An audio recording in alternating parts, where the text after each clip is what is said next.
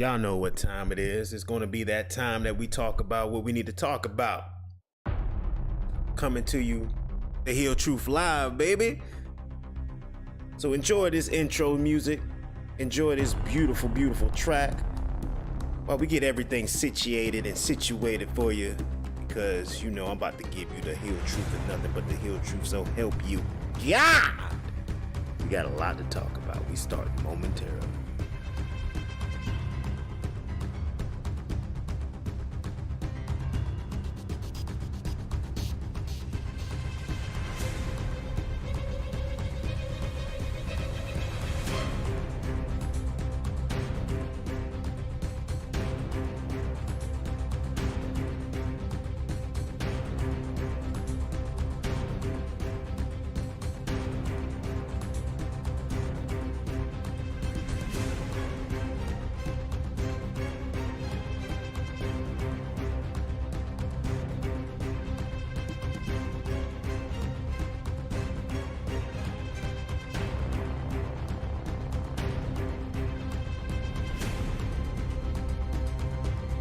Let that countdown begin.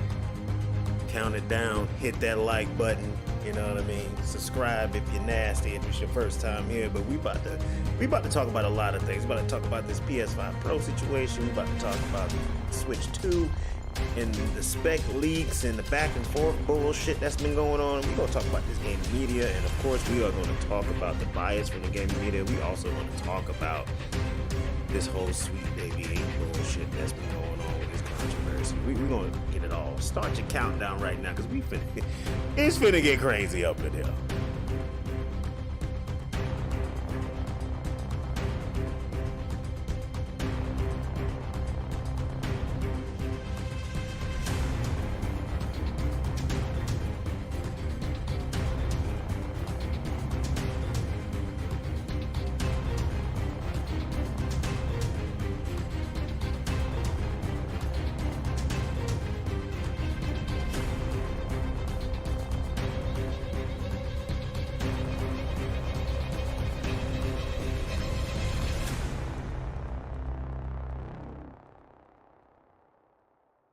Momentarily, we about to begin. Start the countdown. Hit that like button. You feel what I'm saying?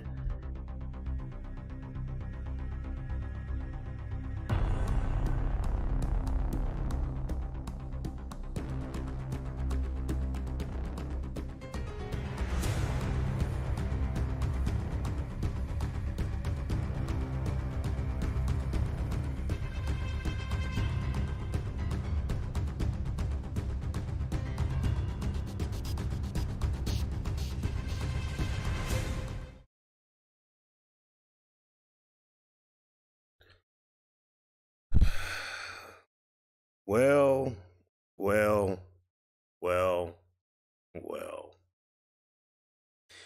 It's been a minute, but you know, your emperor got things that he has to do. You know what I'm saying? Your emperor got things he has to do. Got shit he got to take care of. So it's been a minute since we did a Hill Truth Live, but Hill Truth Live couldn't wait anymore. I had to make sure I got something out this week because it's been a lot of things going on, and we're gonna talk about a lot of it. As per the title of this video, you have already seen. We're going to talk about the PS5 Pro leak, you know, and if it's valid, if it's real, is it actually happening, the specs and all the other garbage that goes along with that. We also going to talk about the Switch 2. I haven't talked about the Switch 2 as much as I should have, but simply because I don't like talking about and speaking on speculation and rumor and fake ass leaks and fake ass insiders and all that bullshit. But I think there's enough factual stuff out there now that I'm going to bring up to where we can kind of get an idea in a ballpark of where this Switch 2 is going to lie. And a ballpark of where it's probably going to come out, or when it's going to come out rather. Yeah, we're going to talk about the gaming media bias. We have to really bring to light the gaming media and the bias that goes on in the gaming media, because gaming media and gaming journalism is absolutely in a fucking cesspool right now. And it's kind of embarrassing that us gamers are letting this shit go on and letting it slide. I'm kind of just disappointed in my fellow people who enjoy the same hobby I enjoy, which is gaming, that it has become such a tribalism, and it's become such fanboyism of basically a company name, that we just let any old thing slide that we usually wouldn't let slide just 2 generations ago. So that's becoming very concerning to me, and it's becoming very fucking annoying as well. So we're going to talk about that, and we're also going to talk about the whole Sweet Baby Inc. controversy, drama, whatever the hell you want to call it. To the point now you got people like Elon Musk and Matt Walsh talking about it. It's become a whole ridiculous thing. And I'm going to talk about the gaming side of it. I'm not going to get in talk about all the political side of it and all the other shit that went on that was just absolutely disgusting between the people who made the Steam list and between the people who work at Sweet Baby Inc. We're not going to talk about that, but I'm going to talk about directly the gaming part of it and how Sweet Baby Inc. had to do with gaming. So I have to touch on that part of it. But as you can see from what you see on your screen, I think it's only right that we start with this PS5 Pro thing. Of course, I'm going to talk a little bit more about Metroid Prime 4 and what my theories is with that. But we got to start with this PS5 Pro thing. Because we got to start with that, because it's going to segue great into this Nintendo Switch topic that we're going to talk about. And when it relates to this PS5 Pro, right? If y'all haven't noticed or haven't seen or haven't been online, the PS5 Pro was quote unquote leaked and then confirmed by your boy Tom over at Insider Gaming. You know, the insiders that predicted that Microsoft was going to go full third party and put everything on every platform, which turned out to be fucking wrong. So here we are again, believing insiders once again when it comes to, you know, leaked information, which once again, they're probably going to be 70% wrong. But considering what this is, considering how Sony's track record, it can definitely possibly be true. So as you can see, it says PS5 Pro specs leak are real and it's released in holiday 2024. That's what the insiders are saying. This particular insider, and everybody just came out behind them and just co-signed what's going on. And then this led to a whole epidemic on social media of people posting PS5 Pro leaks, people just assuming that, you know, Grand Theft Auto 6 is going to sell the most on PS5 Pro. Is people acting like Grand Theft Auto 6 is exclusive to PS5 Pro. It's just been pandemonium, all because this shit leaked, and it's been a lot of fucking delusions about this thing since this thing leaked. Now, before we get into what actually here stated in the article, I want to say this, and this is my stance on it. I don't really think it's real. I, for Sony's sake, hope it is not real. But looking at Sony's track record, it can definitely possibly be real. One thing that's going to be up to debate until it actually is shown if it is real is these specs that they are throwing around on the internet about this thing. That's probably going to be the thing that's going to be not quite as accurate like they usually are not. So as you can see, as we scroll down, it was first reported early in 2023 that a PS5 Pro was a thing under the codename Trinity. That's what it says here. Now, we heard about the PS5 Pro around that time. It was kind of like mid 2023. I don't think it was early, that this was a thing. And why the hell would you do that when basically the PS5 has not been able to utilize even 10% of its fucking power, because every developer hung on to the PS4 and Xbox One for cross-gen 4 years into your fucking console goddamn cycle. So why the fuck would you release a PS5 Pro? But that's for another segment here we're going to talk about. But then it came out to these leaked specs. So 45% faster than the PS5, 2 to 3 times the ray tracing, 33 teraflops, which sounds fucking ridiculous. Some special PlayStation Super Resolution upscaling technology, AI upscaling, custom machine learning architecture, AI accelerator, supports up to 8K, all this other shit. So basically, they're throwing all these tech numbers out you to get you excited once again, because obviously these consoles, the Xbox Series X and the PS5, they tore it out, 4K 60, and we have yet to see that motherfucking shit yet. So here we are again, going through the same cycle once again. Now we got a PS5 Pro supposedly coming out. Now here's the problem with this, people. Here's the problem with this, and I briefly said it just a couple of moments ago. We are 4 years into this current generation, this next generation, and we're still calling it next generation because we have not 100% left behind the last generation, being the PS4 and the Xbox One. We have still not 100% detached ourselves from those two motherfucking consoles. 4 years into this generation, we still have not done that. It has not been a common practice for a game to fully and only be developed for these current gen, next generation consoles, the PS5 and the Xbox Series X.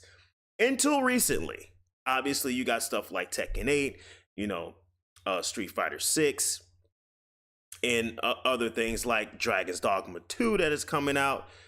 And of course, it's a slew of exclusive titles here and there. Not a slew. A few exclusive titles here and there for the PS5 and the Xbox Series X. More or less for the PS5 than the Xbox Series X. Like Forza Motorsport and Starfield for PS5, I think is Returnal, and damn, I can't even remember another PS5 game that's actually an exclusive built for the system. Well, I guess we could say Helldivers and Rise of the Ronin, since that's coming out, fairly soon. So as you can see, the list is very, very small on games, on actual games that are exclusively built for these systems. So the thing is that I got a problem with, if we're sitting up here with two systems that absolutely, positively have not been utilized whatsoever, why the fuck are we releasing mid-gen refreshes? Why the hell are we releasing updated hardware? Let's not mind you that Sony just released the PS5 Slim, which wasn't even fucking slim to begin with. So why are we sitting up here once again releasing another update to a system? That's my question. Because obviously the problem here with the PS5 is not the hardware. The problem here with the PS5 is the actual games. The problem here is actual exclusive games that are available for your platform. The problem here is that you don't have no fucking games for your platform, especially games that take advantage of your system. This is a problem that is definitely on the Series S and the Series X, and is a problem that is 2 times the problem on the PS5. But you want to release a Pro console. For what? For what? Why would you want to release a PS5 Pro? It makes no sense to me. You just had a terrible financial quarter, being Sony. Your PS5 is tracking behind the PS4. Your PS5 sales are on the decline, despite you releasing a new PS5 Slim. You're not releasing any major first-party exclusives until April 2025 at the earliest. Why in the fucking hell would you want to release a PS5 Pro? Let's not mind you all the layoffs that Sony went through. Let's not mind you all the studio closures that Sony just went through. Let's not mind you that all the games that Sony just recently fucking canceled out of development. But we're going to release a PS5 Pro? Who is this for? Who's supposed to be picking this up? Who is supposed to be buying this? Why, as me as a consumer, as a gamer, as a casual gamer, why would I buy a PS5 Pro when there isn't shit for me to play on it? I don't understand this. This doesn't make any sense. This is why I truly and fully believe that can't be real, because Sony cannot be that stupid of a company to think that a good idea for us to fix our profit margins, which is the interim CEO Hiroki Totoki wants to do. He wants to aggressively fix their profit margins because they're bleeding fucking money from gaming development and are not bringing in any money. So your plan is to release a PS5 Pro? I don't even remember them telling me that they're even making a profit off the regular PS5 right now. So why would we come out with yet another, the third version of the fucking PS5? Somebody got to make some sense for me for that, because that ain't making no sense to me. Like, why are we doing this? The focus should be the games. I'm going to say this once again and one more time for people to understand this, because this is a never-ending thing. This is always ringing true every generation. This is the common denominator for every console that has won a generation. And that is software moves hardware. The end. Do not pass go. Do not collect $200. Do not give me an if, ands, or fucking buts. That is it. That is what works. That is what tried and true is. It is definitely tried and true as the sun rises and as the sun motherfucking sets. That's how true that sentence is. Software is going to move hardware every fucking time.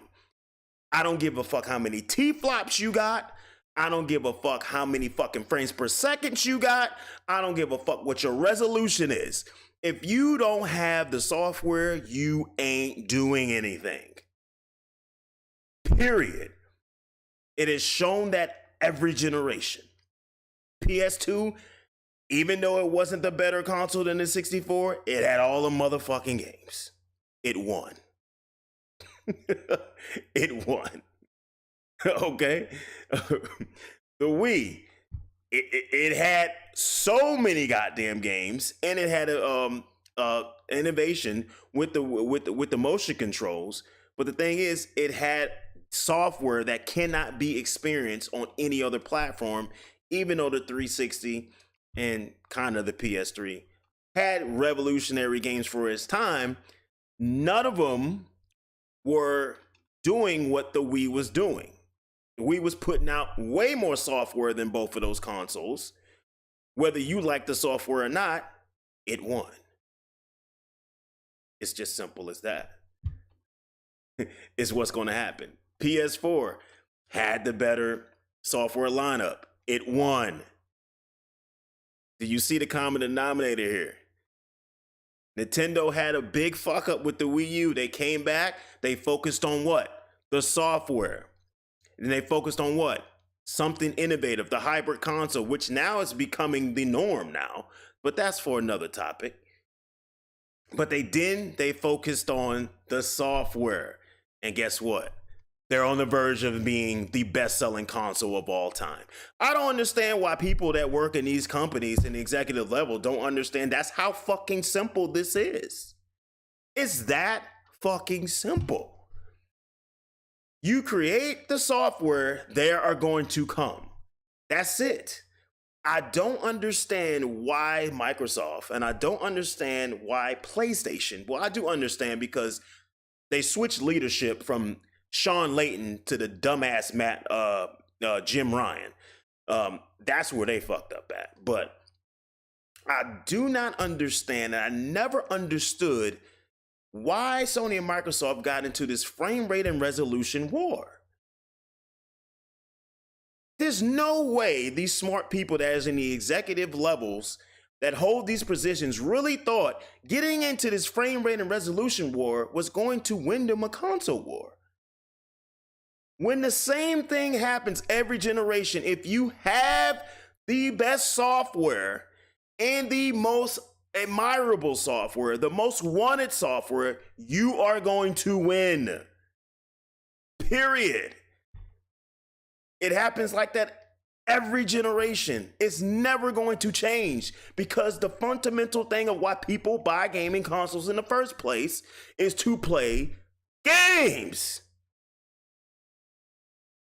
So this is why this PS5 Pro makes no fucking sense to me. Sony, PlayStation, and the PS5 has a games problem. You don't fix a games problem with 33 fucking teraflops. You don't fix a games problem with 45% faster than the regular PS5. That's not fixing your fucking problem. You creating a bigger problem. But what do I know? I don't hold any higher position at these companies. I just make observations. Even in the handheld market. Why? Before Nintendo combined the home console market and the handheld market, why did Nintendo continue to whoop everybody's ass? They had the software. It's been a time when the PS Vita was definitely the more technically advanced console, handheld, but it got its ass whooped because why? It didn't have the software. It didn't have the exclusive that the Nintendo handhelds had with the DS and the 3DS. And the DSi, what other iterations they had? 3DS XL, 2DS. They went wild with that shit. But you just didn't have the software, man. If you don't have the games, they ain't coming to your console. It's just that simple. Ask Xbox about it. 360 had everything you could think of that had nothing to do with motion controls in the Wii U and the Wii. And people bought the Xbox 360 over the PS3. That changed when the Xbox One came out. That changed when the PS4 came out because they switched their focus from the fucking games to this frame rate and resolution bullshit, something that we really do not give a fuck about. It really doesn't matter. It's not the bottom line for us. It's not priority number one for us. It's definitely not priority number one for casual gamers. And the percentage that is the priority number one for hardcore gamers and core gamers, maybe 30% of them. But the overwhelming majority of core gamers, that's not our main focus. We want to play something new every generation. We want good gaming. We want quality games. That's what we want. That's all you have to deliver. I don't understand how you fuck up this so badly, but your way of fixing it is releasing a stronger console that essentially is going to play no games, just like the PS5 is playing no games. So what is these 33 fucking teraflops are going to do for me? None. It's going to do nothing. So I don't even understand why this is happening. And what makes it even worse is that, like I was saying, these developers, this mid-gen refresh thing has to end. We cannot use consoles like they're fucking phones. We can't be putting out a little bit slightly more powerful hardware every 2 to 4 fucking years. I don't know why Sony, more so than Microsoft, wants to do this thing here. I don't get it, but it's not beneficial to us gamers. It's not beneficial to any fucking developer that develops games. Y'all don't give people time to get acquainted and to learn these hardware and to optimize for them and to get the best out of them. Because soon as they start to get good with it, you come out with another fucking piece of machine. Now they have to program for that. So these third-party developers, more specifically, are being spread thin because they have to create games for fucking 4 to 7 different fucking platforms, all ranging in different variations of power. So they can't really sit back and focus on just optimizing for your platform if you just keep putting out more fucking hardware. How can they do that? Y'all sit up here and bitch about the stupid ass shit when it comes to the 30 frames per second and 60 frames per second. You bitch about this, but then the manufacturer that you champion and you twerking and you bouncing and you pee-popping on the handstand for continues to do shit like this by releasing mid-gen refreshes, which doesn't give developers time to fucking get acquainted with the fucking hardware to begin with. We're starting back at square one. We're starting back at square one. You are demanding 60 frames per second games out of these development companies, but you're not giving them time to do it. You're not. Everybody's been doing cross-gen titles for the last 3.5 fucking years. Now that they finally are getting the chance to move away from the PS4 and the Xbox One, now that they're finally getting a chance to just lock down on the PS5 and the Xbox Series X and actually take advantage of what the fuck is in the goddamn system, here we go again, pushing out more fucking hardware. Why are we doing this? Like, I don't understand it. Why are we doing this? It literally is dumbassery. It doesn't make any sense. And I like to always reference the generation between the Xbox, OG Xbox, the PS2, and the GameCube. Because that's all those developers had to work on, was 3 platforms. They had to focus on those. They all was very small insignificance of a power difference.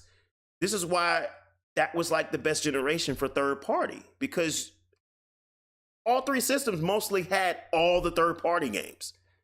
All of them. Unless some games were exclusive, like the wrestling games on all 3 of those platforms, they was exclusively made for the platform. But you had Madden across all 3 platforms. You had the NBA titles, NBA Live all across platforms. Games like Def Jam, Vendetta, and Def Jam Fight for NY. All the James Bond games when EA was actually fucking good back then. It was way easier, because they was able to get acquainted with these machines and do their fucking job. But now you're demanding more out of them, but your console manufacturers ain't helping them at all. They're not helping them by continuing to put out more fucking hardware. Just stop it. Focus on the fucking games. What I see right now when it comes to this PS5 Pro. And I'm just gonna act like everything is true. Everything is true. The outlandish 33 fucking teraflops, which why the fuck would you make the Pro model of the PS5 3 times more powerful? That to me right there is the dumbest shit ever. Like, why would you make it that much of a distance? I don't understand that. Like, you have a lot of PS5s already out there. So it's like, I don't, that's for another topic. But let's just say everything is true. Let's just say everything is true. 33 fucking teraflops, 45% faster. The price tag is definitely going to be $600 plus, which I don't know why the fuck you want to do that in this economy that we are having right now in America. Why would you want to do that? That's really not a good idea. I mean, we're looking for these consoles to come down. There's a reason why a lot of people hasn't moved from the PS4 and the Xbox One. Number one, they haven't been forced to move because games have steadily been available to them. Number two, they don't want to buy into these high-ass prices. And people really sat up here and thought these prices was not going to be a problem. Well, apparently it is. This is why the Xbox Series S is selling better than the Xbox Series X. because it's $300 fucking dollars. That's the only reason that is selling better. It's $300. It's your cheapest route into next gen gaming. Currently, your cheapest route into next gen gaming. And a lot of people still have not moved because they don't want to pay these ridiculous prices just to play a fucking game. So why do we keep beefing up these motherfuckers, making them even more higher? I don't understand that. Like you said, Sony, you're already tracking behind the PS4. Why would you do this? Doesn't make any sense to me. But let's say everything is true with the PS5 Pro. Let's just say it's true. Let's just go along with it. Go along with the asininity that they came up with. I don't see the plan here. The PS5 Pro has a number of issues already going against it. Before it's even officially announced, it already has a number of issues. And the main issue it has that people are not going to want to accept, acknowledge, and really think about. The number one issue is what's looking on your screen. The Nintendo Switch 2. That's going to be the number one problem for this PS5 Pro. If they care to sell that many pieces of hardware of the Pro, I don't know. Sony goal might be let's sell a few million of them. Maybe we can get a few million of them sold. That's all that matters. We just want something out there that's a little bit more future proof, which I think is still a dumbass thing when your console ain't been utilized at all. At all. But I digress. The Nintendo Switch 2 is going to be its biggest problem. And I will tell you why once we talk about the Switch 2. The second issue for the PS5 Pro, if everything is true and it's coming out this year, the second issue for the PS5 Pro is that it ain't got no fucking games. So I don't see how this thing thrives and becomes anything tangible or a success story for Sony. I don't see that. We see what happened with VR1. We see what happened with VR2. Ain't nobody playing that shit. Ain't nobody behind that shit no more. It's just not happening. It's just not happening. And having no games for this thing is just a death wish. It's just kind of making this thing be dead on arrival. That's what I understand. But somehow, the gaming media, being the gaming media, they concocted this epiphany that the PS5 Pro equals, oh my God, it's going to be successful because of Grand Theft Auto 6. I'm like, what? The amount of reaching people do to bounce on Sony balls in the gaming media is astronomically crazy. Now we're seeing headlines about PS5 Pro gonna be the best place to play Grand Theft Auto 6 at launch. To who? To who? That's my question. To who is that going to be the best place to play Grand Theft Auto 6? To who? To you? To all you PC fucking zombies out there? For all you frame rate and resolution whores? That's who's going to be the best place to play Grand Theft Auto 6? I don't understand it. I don't understand the logic of some of these gaming journalists and insiders. Grand Theft Auto 5 sold, what, 130 million or something like that? It was over 100 million copies. Something astronomically crazy. Something that you don't see outside of Nintendo. Do you think 130 people that bought Grand Theft Auto 5 and bought into the Grand Theft Auto franchise are thinking about fucking 4K? You think they're thinking about 60 frames per second? You think they're thinking about the power of a motherfucking console? No, they're not. The game didn't sell over 100 million copies because of the frame rate it was pushing, because of the resolution it was pushing.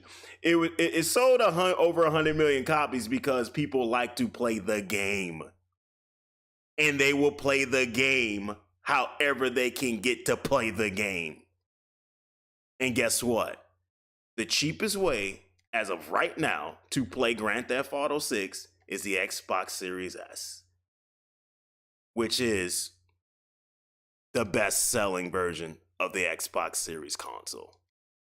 So I don't understand how people think that these casual gamers who only going to care about playing Grand Theft Auto are going to go out and buy a $600 plus console plus a $70 fucking game to play Grand Theft Auto 6, when this game is going to be multi-platform and on all the platforms available outside of PC. It's going to be on the Xbox Series S. It's going to be on the Xbox Series X. Oh yeah, the one you forgot about is going to be on the regular fucking PS5. So I'm willing to bet you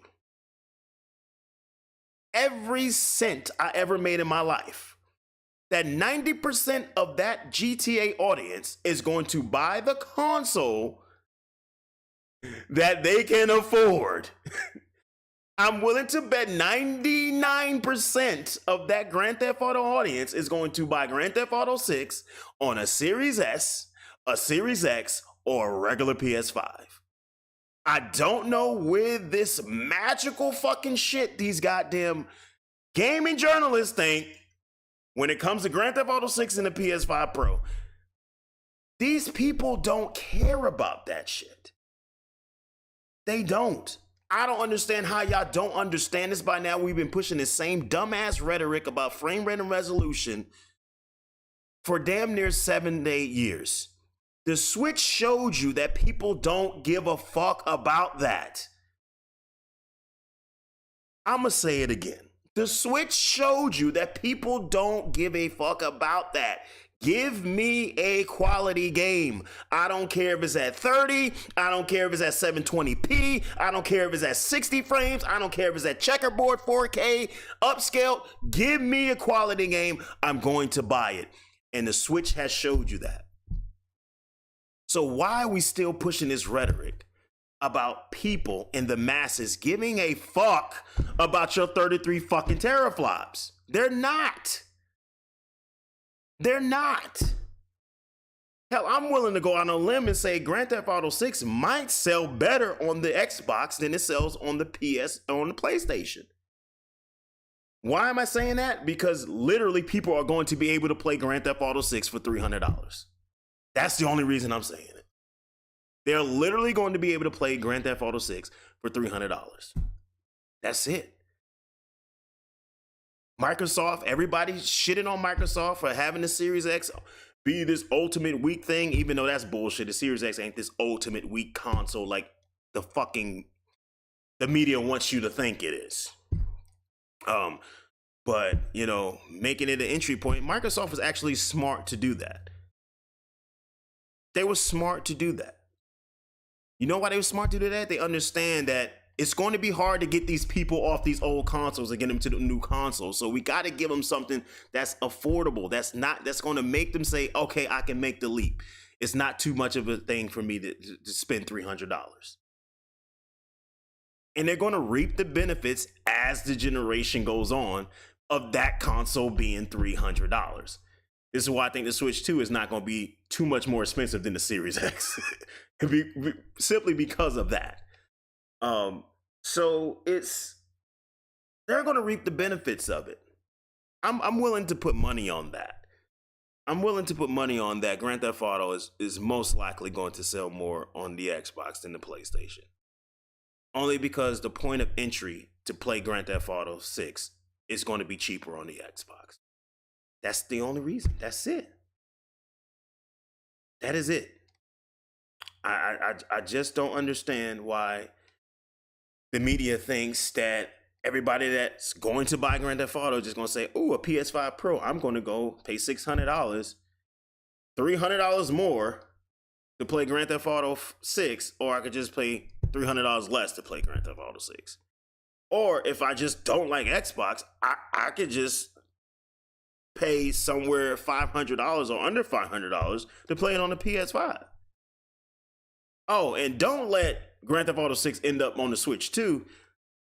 That changes the whole fucking dynamic right there. That changes everything. So I'm not even gonna get into that. That's a possibility. That's a very possibility, especially considering how Rockstar has been really porting a lot of shit to Switch lately. You know, with the Grand Theft Auto trilogy and what was the last one they did? Red Dead Redemption. So where there's smoke, there's fire. Definitely, when there's smoke, there's fire. There's definitely some fire there, but.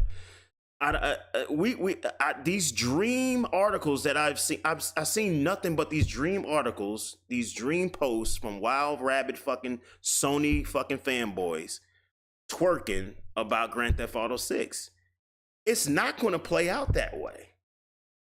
It has never played out that way with Grand Theft Auto. it hasn't. You know what I mean? Like it hasn't. It literally killed Xbox and the Xbox One versus PS4 because the Xbox One was more expensive. It literally killed them that generation. Literally killed them. So why do you think the invert is going to happen here? It blows my mind. It makes no logical sense here. It makes no logical sense. So people thinking that Grand Theft Auto 6 is going to be the saving grace for the PS5 Pro are fucking delusional. Y'all get out y'all head. The people that play Grand Theft Auto are like the same people who play Fortnite, or the same people who play Call of Duty, or the same people who play Madden. That's their game. That's what they play. I'm going to play it at the cheapest entry level I can get it, just so I can play the game.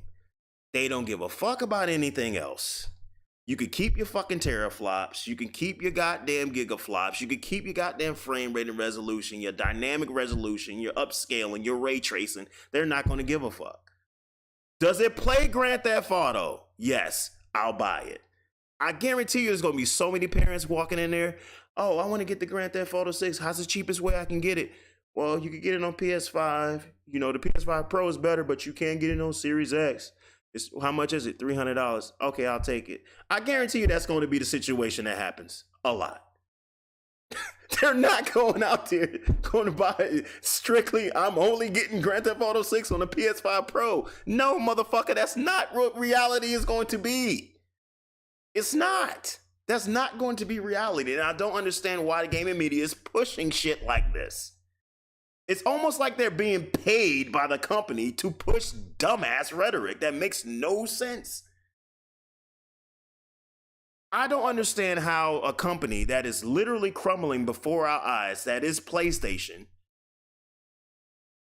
with bleeding money from development, with disappointing financial results, which your current console is on a decline, that's tracking behind your predecessor in the PS4. You're laying off people left and right. You're closing multiple studios and you're canceling multiple fucking games. You're not releasing a fucking major first party title until April 2025 at the earliest. But the talk in the gaming media is about how Grand Theft Auto is going to be the PS5 Pro is going to be the best place to play Grand Theft Auto 6. That's the shit we're talking about. Not how to fix PlayStation, not how to turn around PlayStation, asking PlayStation where the fuck is the exclusives at. We're going to talk about how Grand Theft Auto 6 is going to be the best place to play on the PS5 Pro. That's what we're going to talk about. It makes no fucking sense to me. It's dumb. The PS5 Pro is dumb. If it comes out, I'm just going to hope for the best for Sony. I'm going to hope for the best, bro. I'm going to hope for the best for Sony because I don't see this being successful. Unless it's this is just a play that they want to do. They're not looking for it to really move a lot of units. They just want to sell a few million of them to the hardcore fucking tech zombie head motherfuckers out there. Maybe that's their play. But having it come out holiday 2024, I don't see how it really gains steam, because moving to our next topic, the Switch 2 is rumored to come out somewhere between holiday 2024 and March 2025. So I don't understand how the PS5 Pro can really gain any buzz if Nintendo's next generation console is dropping around that same time. That's really going to cannibalize it. And I know what a lot of people are going to say, oh my God, it's not even going to be in the same thing. It's not going to be the same leak. Oh, hold up, buddy. Hold up, buddy. Hold up, buddy. You might want to take that back. You might want to take that back, player. You might want to take that back, player. Trust me, everybody is waiting on the next generation Switch. They're waiting on the Super Nintendo Switch. They're waiting on the Switch 2. They're waiting on that shit. That's going to be talk of the town when Nintendo finally shows the games that they're working on with the next generation Switch. It's probably going to be a Mario Kart title, or it's probably going to be the next Mario. No, but ain't nobody going to give a fuck about a PS5 Pro once that happens. Nobody's going to give a fuck about a PS5 Pro once Nintendo announced they're launching their next generation platform. They're not. This is just bad timing to do something like this. They should have did this next year or the year after. That's when it would have made more sense to me, because you would have had games out to take advantage of it. But you don't have anything now. So it doesn't make any sense.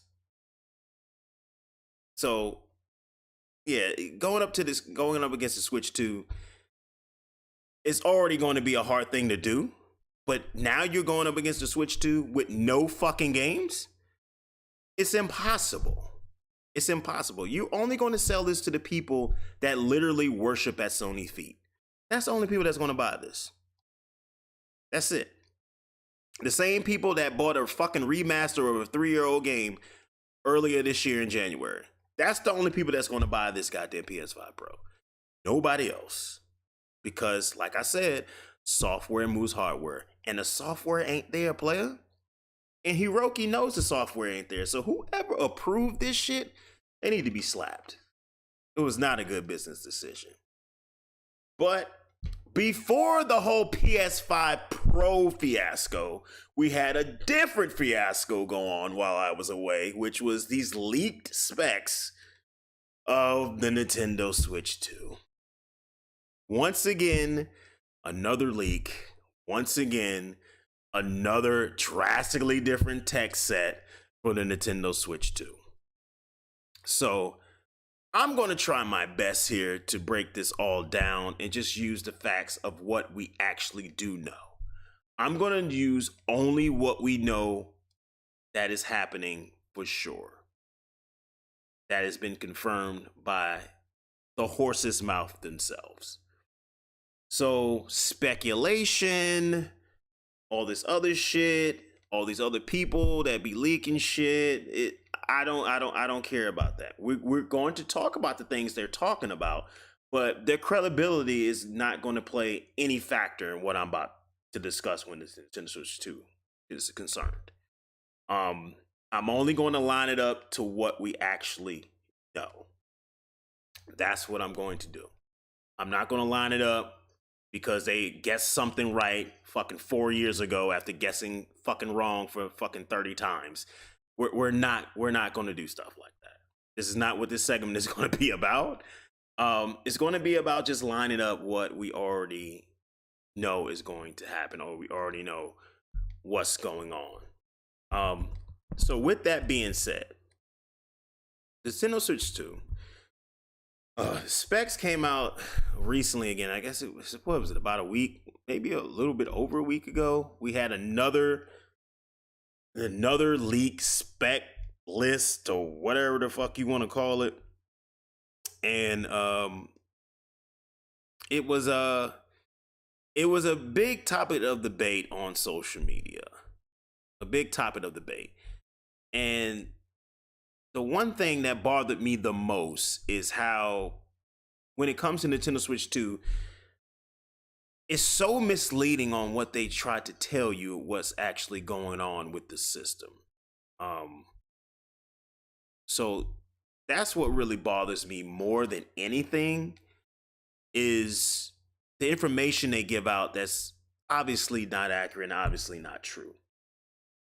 Let me get this super chat. You the man, Baron. Keep dropping the truth. That's all I can do. All I can do is drop the hill truth, bro. That's all I can do is drop the hill truth. That's it.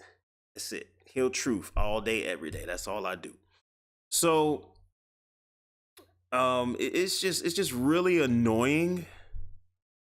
The stuff they just put out. Now, we had specs come out for the Switch 2 maybe how many times now? Maybe about 5 times. And each time we have gotten different specs. Each fucking time. I think the first time we heard about it is that it got a demo and Tears of the Kingdom was running at 4K 60. Then we heard about Final Fantasy Remake was running flawlessly on the Switch 2 and is comparable to the PS5. Then we heard about, the Switch 2 was demoed again and it was shown, they showed the Unreal Engine 5 Matrix demo. If y'all ain't seen that demo, that shit looks crazy. You know, it ran the Unreal Engine 5 Matrix demo flawlessly. And then we come to the next specs is the ones we got here that I'm about to read to you. And the specs have been so up and down. It's like, I don't think anybody knows what the fuck is going on but Nintendo, which is probably 70% accurate. That they're the ones that really actually know what's going on. So I'm just going to try to line up these specs with the actual factual stuff that we do know for sure. But we got to look at it a little bit first. So, Nintendo Switch specs and rumors. And these are the so-called specs that are on Nintendo Switch 2. 8 gigs of RAM, as that's the one they're saying now, but before it was 16 gigs of RAM. That one was only a month ago, but it changed again. One thing that did stay consistent is that it's using the Ampere architecture out of NVIDIA. I will break that down in the simplest way in a second, what that means. They saying something about an 8-inch LCD display. LCDs they're not the same. They're not built the same like they were when they first came out. So I don't know why everybody was getting so ass hurt about OLED versus LCD. If it's LCD is keeping the cost down, then give me LCD. I don't care. You know what I mean? But we're just going to assume that some of this stuff is factual and we're going to try to line it up. Then it said it has 64 gig of storage, 8 gigs of RAM. The Switch has 4 gigs of RAM. Like I said before, the last time we got told it was 12 or 16. So as each leak goes on, the specs change dramatically. Like I said, we heard about Final Fantasy Remake running on it. We heard about, the Matrix demo running on it. We heard about Tears of the Kingdom running 4K 60. And one thing that I did like about this, which kind of makes sense, and we're just going to line up the facts. The fact number one that we do know for sure, NVIDIA is the one making the Switch 2. They made the original Switch. That's what's happening. We know that for sure. That's factual because their shit got leaked. So we know that's happening. That's fact number one. They're making the Switch 2. That's something that's not something that's just a rumor. That's what's happening. They're doing it. Makes sense. Now they're saying is using a custom chip that's similar to the Switch 1, which brings in backwards capability. So that right there is probably going to turn out to be accurate. It just makes sense. If the same person, the same company that made the first Switch is making the second Switch, backwards capability is highly, highly likely. So we could kind of just put that in the most likely category with the Switch 2. You know what I'm saying? That's the most likely category. Now, here's where the misconceptions happen here when it comes to the Switch 2 capabilities. And I never understood why this is never really just broken down into basic terms for everybody to understand. As you can see here, it says the GPU for the Switch 2 is Ampere based, which allows the Switch 2 to access modern rendering techniques, DLSS 2, which is super resolution, and DLSS 3, which is ray reconstruction. Now, which is ray reconstruction, ray tracing, whatever, same shit. So what that basically means is that this is feature that's only available in NVIDIA graphics architecture and technology. It's called DLSS. And basically what it does, it takes your game and it bumps up the resolution and it bumps up the frame rate through AI machine learning. Now, this is what's rumored to be in the Switch 2. Now, what did happen, which I cannot find the actual page, but I will say, if y'all know who Doc Trey is, he did find out that Nintendo was hiring engineers for machine learning in hardware. Right from Nintendo themselves, they put up a job posting for that. So when you think about that, and you think about the rumor of DLSS being on the Nintendo Switch 2, those things add up. You will not put out a job listing for something that you're not going to be using. It's just that simple. So we can pretty much put DLSS most likely is on the Switch 2. Nintendo put out a job listing for some engineers who work on machine learning. There it is. That's how you line this stuff up to decipher from the bullshit to the real shit. Now, that makes sense. Now, what I'm going to show you right here so we don't get too confused here, because I'm not deep into specs like that. I just know the basis and I just like to get the basis information and that's it. I don't want to get into the back and forth arguing about this and that and leave that for the tech zombies. So now I want to show you exactly what DLSS does to a video game. And it's going to be very, very simple for you to understand. Very, very simple for anybody to understand. It was very simple for me to understand what's going on. And I wanted to know what was going on. Why did Nintendo want to search for engineers and hire engineers for machine learning? And what is this DLSS thing? It's pretty much very simple. It's pretty amazing, by the way, when I say about that. So that's the factual that you have right now. NVIDIA is definitely making the Switch 2. The leak, when it got hacked, showed that. They're making it. DLSS is an exclusive tech to NVIDIA. That lines up. So we could put that in. That's most likely what's happening to Switch 2.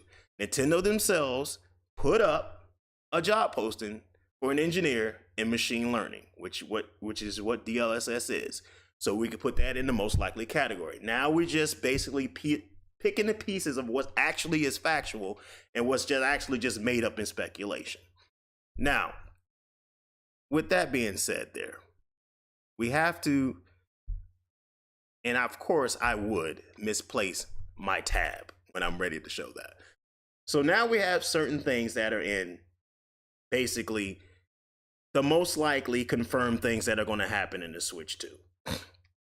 But what bothers me so much in this article here is that if you don't know any better, you would just basically believe it. So as we scroll down here, and this last line is what really bothered me. So it says Switch 2 could potentially end up in the same ballpark of power as the PS4 and the Xbox One. Now, like I said, I'm not a tech head. I'm not a tech head when it comes to these specifications. But I do understand the basics. And anybody that understands the basics knows that last line is a crock of bullshit. They know that last line is not factual. And in fact, there have been many articles that have ran with that line, that the Switch 2 is going to be pushing the PS4 power, which is not a thing. Simply because the PS4 and the Switch 2 are going to be running two totally different graphics technology, two totally different graphics architectures. So it's not going to be a PS4. That's not what it's going to be. I don't understand why people are saying that. And these supposed to be the tech giants here. These supposed to be the spec gurus and shit. That's not a thing. It's not a thing. The Switch is going to be having an architecture that is more modern and more advanced than what is in the PS4. It is going to be running at the architecture that is equivalent to what you see now in the PS5 and the Xbox Series S, the Xbox Series X, and the Steam Deck. Because all those systems all run the same GPU architecture. And if you don't believe me, I'm just going to show you that. As you can see here, this is a PS4. This is the architecture it uses, the GCN architecture. Architecture is basically the foundation of which you build your graphics capability and functionality on. So this is what really determines at the foundation level the graphical leap that you have from generation to generation, to put it so simply.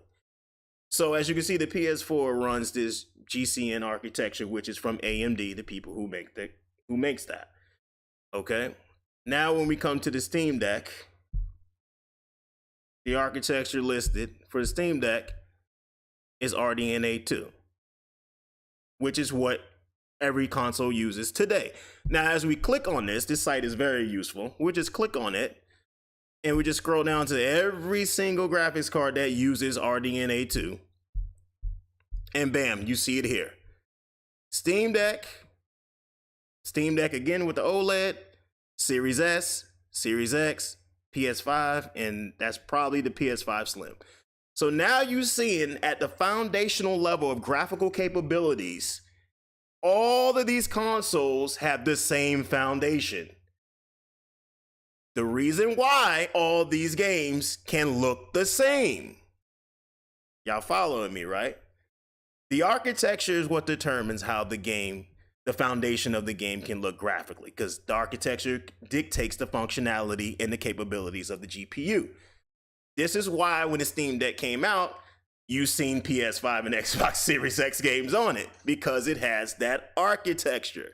The PS4 does not have that architecture. It doesn't. You know what architecture the PS4 has? The same one that is in the Xbox One X, the PS4, the Slim, and the Pro. Keep in mind, for people who do not know, GNC is the last generation architecture, and RDNA 2 is the next generation architecture, well, the current gen architecture for AMD, the same people who made the PS5 graphics chip. So, if the Switch 2 is running a modern architecture, as it says in this article itself, how the fuck is it doing only what the PS4 is doing? Yeah, because it's not. It's not. Because it's running a more modern architecture, so it's not. It's not going to be a PS4. The architecture in the Switch 2 is the equivalent to RDNA 2 that is in the PS4. I mean, that's in the PS5, the Xbox Series S, the Xbox Series X, and the Steam Deck. So I don't understand why people are sitting up here saying it's going to be pushing the PS4 graphics. It's not. It's going to be pushing graphics that are equivalent to what you are seeing now on the PS5 and the Xbox Series consoles. That's what it's going to do. That's what the architecture in the Switch 2 made by NVIDIA. That's what DLSS runs on. DLSS works with Ampere, which is the equivalent, the rival of RDNA 2 that is in PS5 and Xbox Series. Therefore, it is not a PS4. It's not going to be pushing a PS4. So I don't understand why rhetoric like this continues to get pushed out when it's not factual. It's not. And this is not rocket science. All you need to do is know the basics and the basis of how this stuff works. Trust me, there's other situations and other form factors and other things that go into play, like the teraflops and all that stuff and shit, which all teraflops are not equal either. That's a whole nother discussion. But you do, people understand the foundations of things. The foundation of building a house, you have to build a foundation before you build the structure. That's basically what the architecture is. It's the foundation of where you build your graphical structure. That's it. If the Switch is using a modern technology and this PS4 is using an old technology, how the fuck is the Switch 2 a PS4? It's just that simple. It's essentially saying a Galaxy S20 is the same as a Galaxy S24. It's not. It's not the same fucking thing. And the people like to throw up the teraflop thing. And that's the thing about teraflop. So I'm gonna go over that. And then I'm gonna show y'all the DLSS video so we can understand what's actually going to be happening in the Switch 2. The teraflop thing is the most correct thing and incorrect thing that people like to argue about in gaming. So we're gonna break this down, and this website this is a handy website, by the way. It just breaks it down in very, very simple form, okay? As you can see, when teraflops are good for GPU comparisons, when teraflops are bad for GPU comparisons. You know, teraflops can be helpful when comparing GPUs of the same architecture and generation. This is why we put comparisons between the Steam Deck, the Xbox Series S, the Xbox Series X, and the PS5.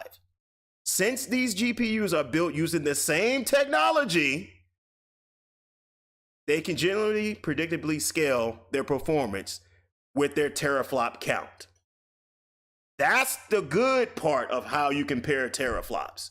So when people started arguing about Xbox Series X being 12 teraflops and PS5 being 10 teraflops, that's a good comparison because what? They're using the same architecture and technology. Now, where it says why teraflops are bad for GPU comparisons. And this is where it gets good. This is basically ABC 1, 2, 3 shit here. That for some reason people don't tell people when they talk about these specs and shit. You know what I mean? So why teraflops are bad for GPU comparisons. However, teraflops become a much more less reliable performance indicator when comparing GPUs across different architectures and generations. The primary issue here is that all teraflops are not created equal, which means you can't compare the teraflops in the PS4 of a different architecture, an older architecture, to the teraflops in a modern architecture, the newer architecture. Like I said, people, simple stuff. ABC 1, 2, 3. You just got to know the basis of it. So This is why I don't understand why this article sat up here and told you the Switch 2 was going to be pushing around the power of a PS4 or even a fucking Xbox One. People, we have PS4 and Xbox One games on the Switch right now. Doom Eternal, Wolfenstein 2, Warframe, World War Z, Dying Light, like the list goes on and on. How many times have we seen Impossible Miracle Switch port, Dragon Quest XI, Trials of Mana, Dragon Ball Z Kakarot, Dragon Ball Z Fighters? We have PS4 and Xbox One games on the Switch right now. And those are the great ports I'm listening out right now. Those are the great ones.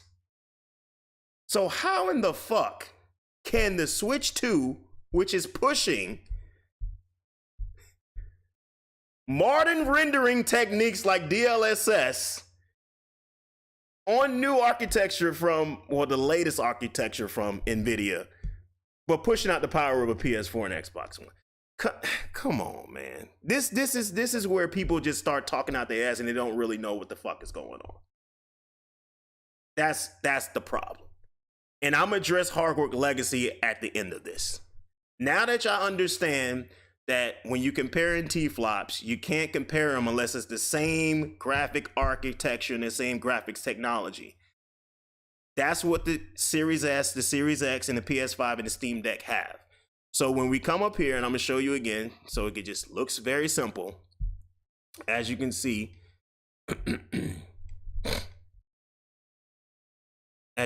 with the Steam Deck, all of them have the same graphics architecture. But here's the best part about the Steam Deck, where they're going to try to confuse you. As you can see, here, this is the Steam Deck. This is where they're going to give you all the specifications of the Steam Deck here. And all the Steam Deck here. And I want you to understand, the architecture here says RDNA 2. You follow me. We know what that is. That is the foundation of how the graphical foundation and the graphical capabilities of the system. Next, look at here. 1.6 teraflops for the Steam Deck. Now we're going to go back to the PS4. Architecture, GNC. 1.8 teraflops for the PS4. Now, if you just went off the basic dumbassery that these articles like to give you, you would believe the PS4 would be way better than the Steam Deck. But it's not, because what did that article just tell you? What did that article just tell you?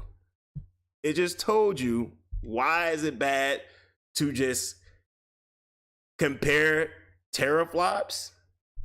1.8 of the PS4 to the Steam Deck 1.6. Why is it bad? It's a much less reliable performance indicator when GPUs across different architectures. And if you watch any damn situation with the Steam Deck is running games that the PS4 cannot run. Why is the Steam Deck that is pushing 1.6 teraflops running games that the PS4 can't at 1.8 teraflops? You know why? It's because of this here. It's because the graphical foundation and capabilities of the system is superior on the Steam Deck. This is why Tekken 8 is on the Steam Deck and it's not on the PS4. Because they're not made in the same class. They're not made of the same foundation, even though the TFLOPS of the Steam Deck is lower. This is why you can see with the Xbox Series S, which pushing only 4 teraflops, can have games that look just like games on the PS5 and just like games on the Xbox Series X, because it all has this same structural foundation architecture as the rest of the consoles. So when people start putting at you about these teraflops, you got to understand what's actually going on. That's all you got to do. You just got to actually understand what's going on. So no, the Switch 2 is not going to be a PS4 because the architecture and the technology in it ain't in the PS4. And the fact of the matter is that the Switch is going to have DLSS in it. That puts it so much further above the PS4. It's just ridiculous. So now I'm going to have to show y'all what actually goes on. So everybody understands that, right? Because everybody likes to go ahead and throw specs and numbers at Nintendo fans and say this shit is weak and this and that and da-da-da-da and da-da-da. Now you have the basis of the ammo that y'all need to fire back at these fools that do know better, because some of them do know better and they just don't like to say it. And some people don't know better. They just say whatever the fuck they want to say just because they see that TFLOP number. Now keep in mind, we never got an actual teraflop number leaked for the Nintendo Switch 2, but I'm willing to bet it's somewhere around the Xbox Series S, which is around 4. So I'm just showing you that even if the Switch 2, which it most likely won't, has a 1 teraflop GPU, it's not going to be a PS4. That's the main thing of why I wanted to show y'all that before, because I'm pretty sure that's going to be the next leak that comes out. Oh, the Switch 2 is only pushing 1.9 teraflops. It's basically a PS4. No, it fuck is not. It has way more modern technology in it. It's not a PS4, my guy. I'm willing to bet that's going to be the next leak. That's going to be the next thing that comes out, because they just they see that T-flop and they just go the fuck off. That's all they know. They only know is that T-flop, but you got to understand that the tools that are utilized, that are being handed to you and that are being used is totally different. It's modern. It's new. You feel what I'm saying? It's like it's like saying like an iPhone 11 is on the same level as iPhone 16. It's not. It's not the same thing. So I hope y'all understand that. Now we're gonna go into what DLSS does. Okay. Now we're gonna go into that. And like I said, I'm gonna give you stuff straight from the horse's mouth. We're not gonna sit up here and just make stuff up. We're not gonna speculate like everybody else does. We're just gonna show factual stuff. So far, the factual stuff we have seen. We know NVIDIA is making it. They're making this sequel. We heard about DLSS. That's factual because we know Nintendo has hired people for machine learning themselves. So that's factual. Now we're going to talk about exactly what DLSS is and what it does. And why it's a big deal. Why it's a big deal. It's a very, very big deal because it's going to basically, how can I put this? It's going to make the Switch 2 do things, all of the detail and all more above than years now. And today, what maybe it was designed to do. So basically, it's going to be pushing extra weight and moving weight. You know what I mean? Like a drug dealer. Then it's probably was usually what it would do if it did not have it. Like I said, we don't know the actual specs outside of the DLSS or what have you not, but we do know that it does have it. And the fact that it does have it, we can basically get a bottom line figure of where we're probably going to be at the bare minimum with the Switch 2. Okay, so this is pretty much what DLSS does. I'm just trying to load the video here. I finally got it. So this is what it does. So everybody can understand what's happening here. And I'm going to make sure the desktop audio is up. So welcome everybody that already came in. The desktop audio is up. It is on. So yeah, this is basically what it does. Okay, so I'm gonna just let the man talk so He puts it in simplest form, even for me to understand, because a month and a half ago, I didn't know what the fuck DLSS was. So I went to NVIDIA themselves. This is NVIDIA own YouTube channel, and they're going to tell you exactly what DLSS is and what it does. So you can understand when people start throwing that DLSS at you, because this is going to keep coming out about the Switch 2, you understand what is actually happening. So here we go. We've been working hard on DLSS for 3 years now, and today I want to give you an update on how DLSS delivers the best image quality and how the AI in DLSS just keeps getting smarter. DLSS stands for Deep Learning Super Sampling, and it's a technology that uses AI to render your video games faster and more beautifully. For every frame of the video game you play, DLSS is running a neural network to reconstruct all of the detail and all of the beauty of the game, but at a much faster frame rate. DLSS is now in over 100 games and applications, and adoption keeps accelerating. We've released integrations for the major engines like Unity and Unreal, and that makes it very easy for developers to integrate. Recently, we released DLSS 2.3, which makes even smarter use of motion vectors from a game in order to improve object detail in motion, particle reconstruction, and temporal stability. In this example, you can see how these particles are being rendered individually without streaking.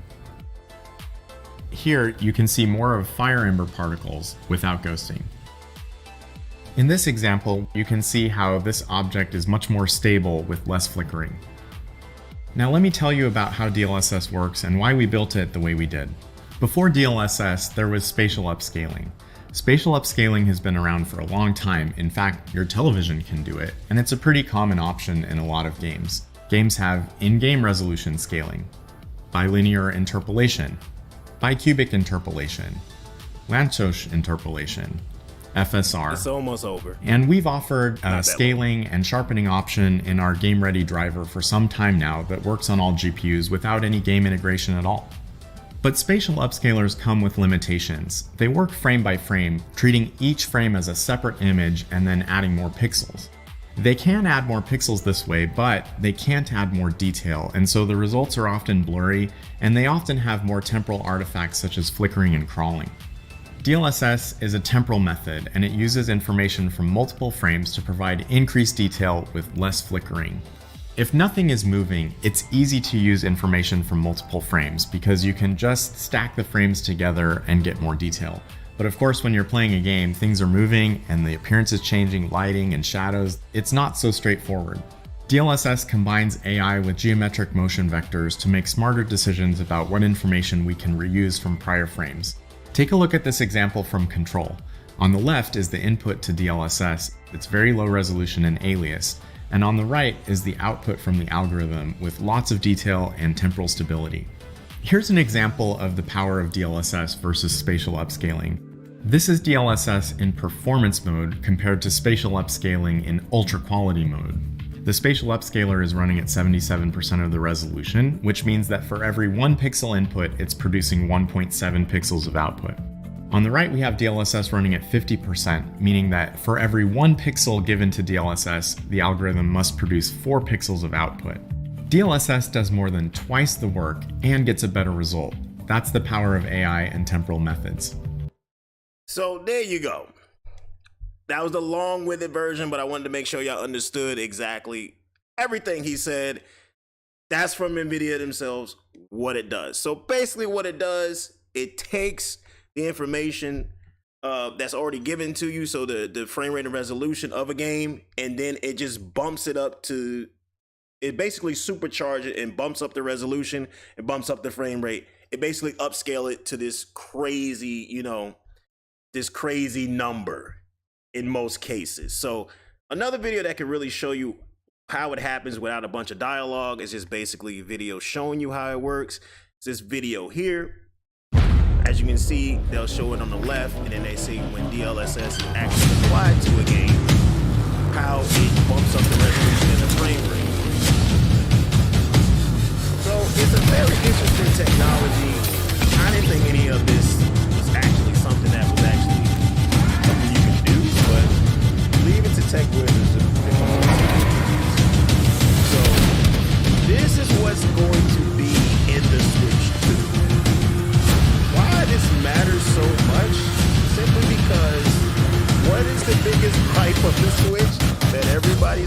have? Why does the game run in such sub HD resolutions? Why does the game run in such lower frame rates? Why does the games run and look a little bit blurry? So with this technology in it, that's pretty much going to eliminate those problems that was with the original Switch. So with that being said,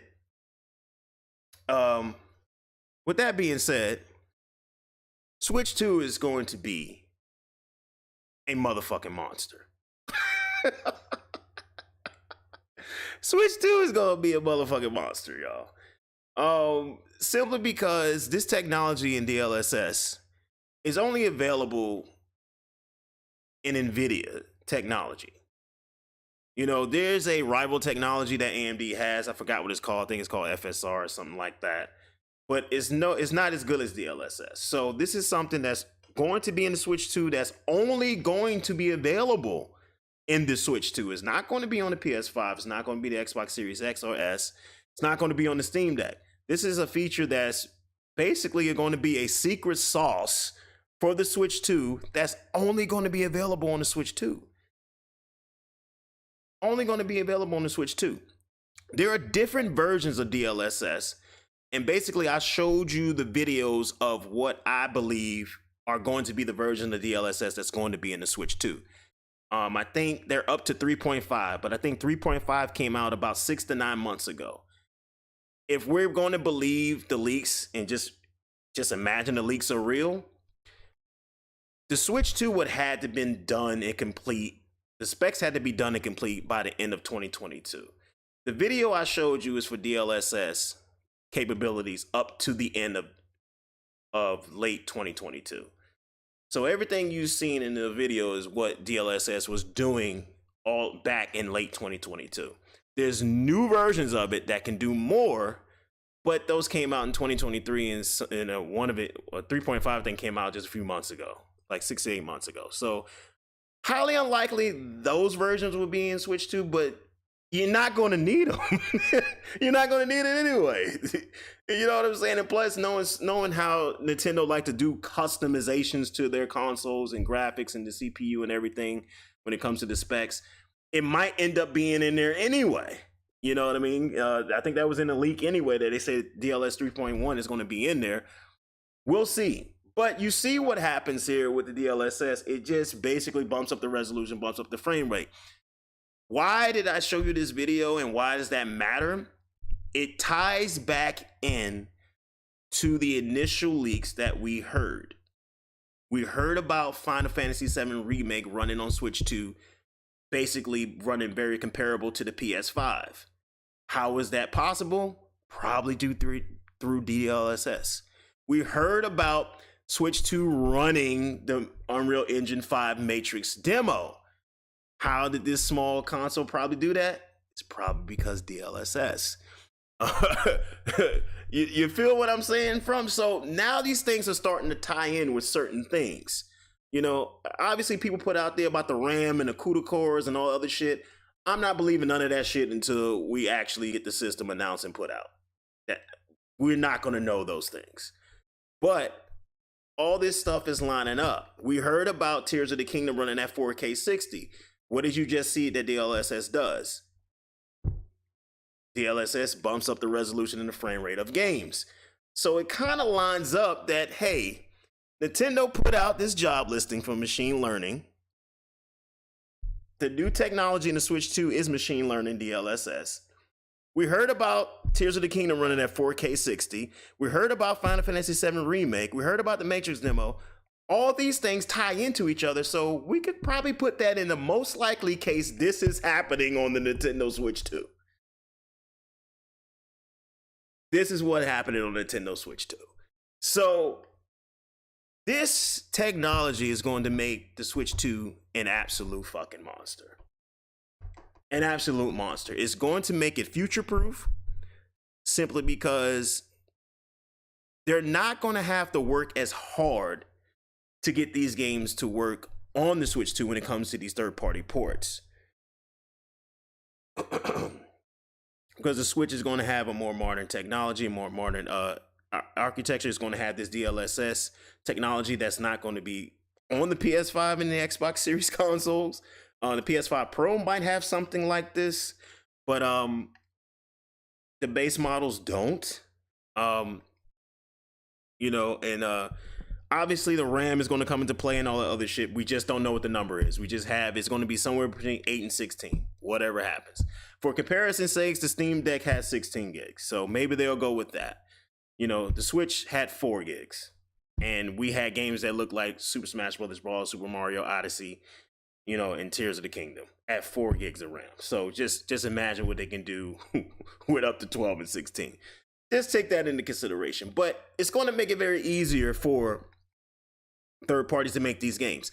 Now, why I think all that ties in is basically what I told you. And why do I think it's factual is because of this other fact that we do know for a fact when it comes to Nintendo Switch 2 and Nintendo as a whole. We know for a fact that Nintendo signed the same 10-year contract with Microsoft for Call of Duty to be on Nintendo platforms for 10 years. It's a 10-year contract. I'm going to say that again. Sony signed the same exact contract that Nintendo signed before them for a 10-year Call of Duty on their console. Now, I'm going to have to bring up this Call of Duty contract again because some people, I don't see people pointing this out when it's a very, very important thing about this situation when it comes to talking about the Switch 2 and what it actually will be able to do. So I'm going to try to pull that up. The thing about the Call of Duty contract is with Switch. Well, it says Nintendo Systems, by the way, which kind of basically tells us it's going to be Switch and the successor.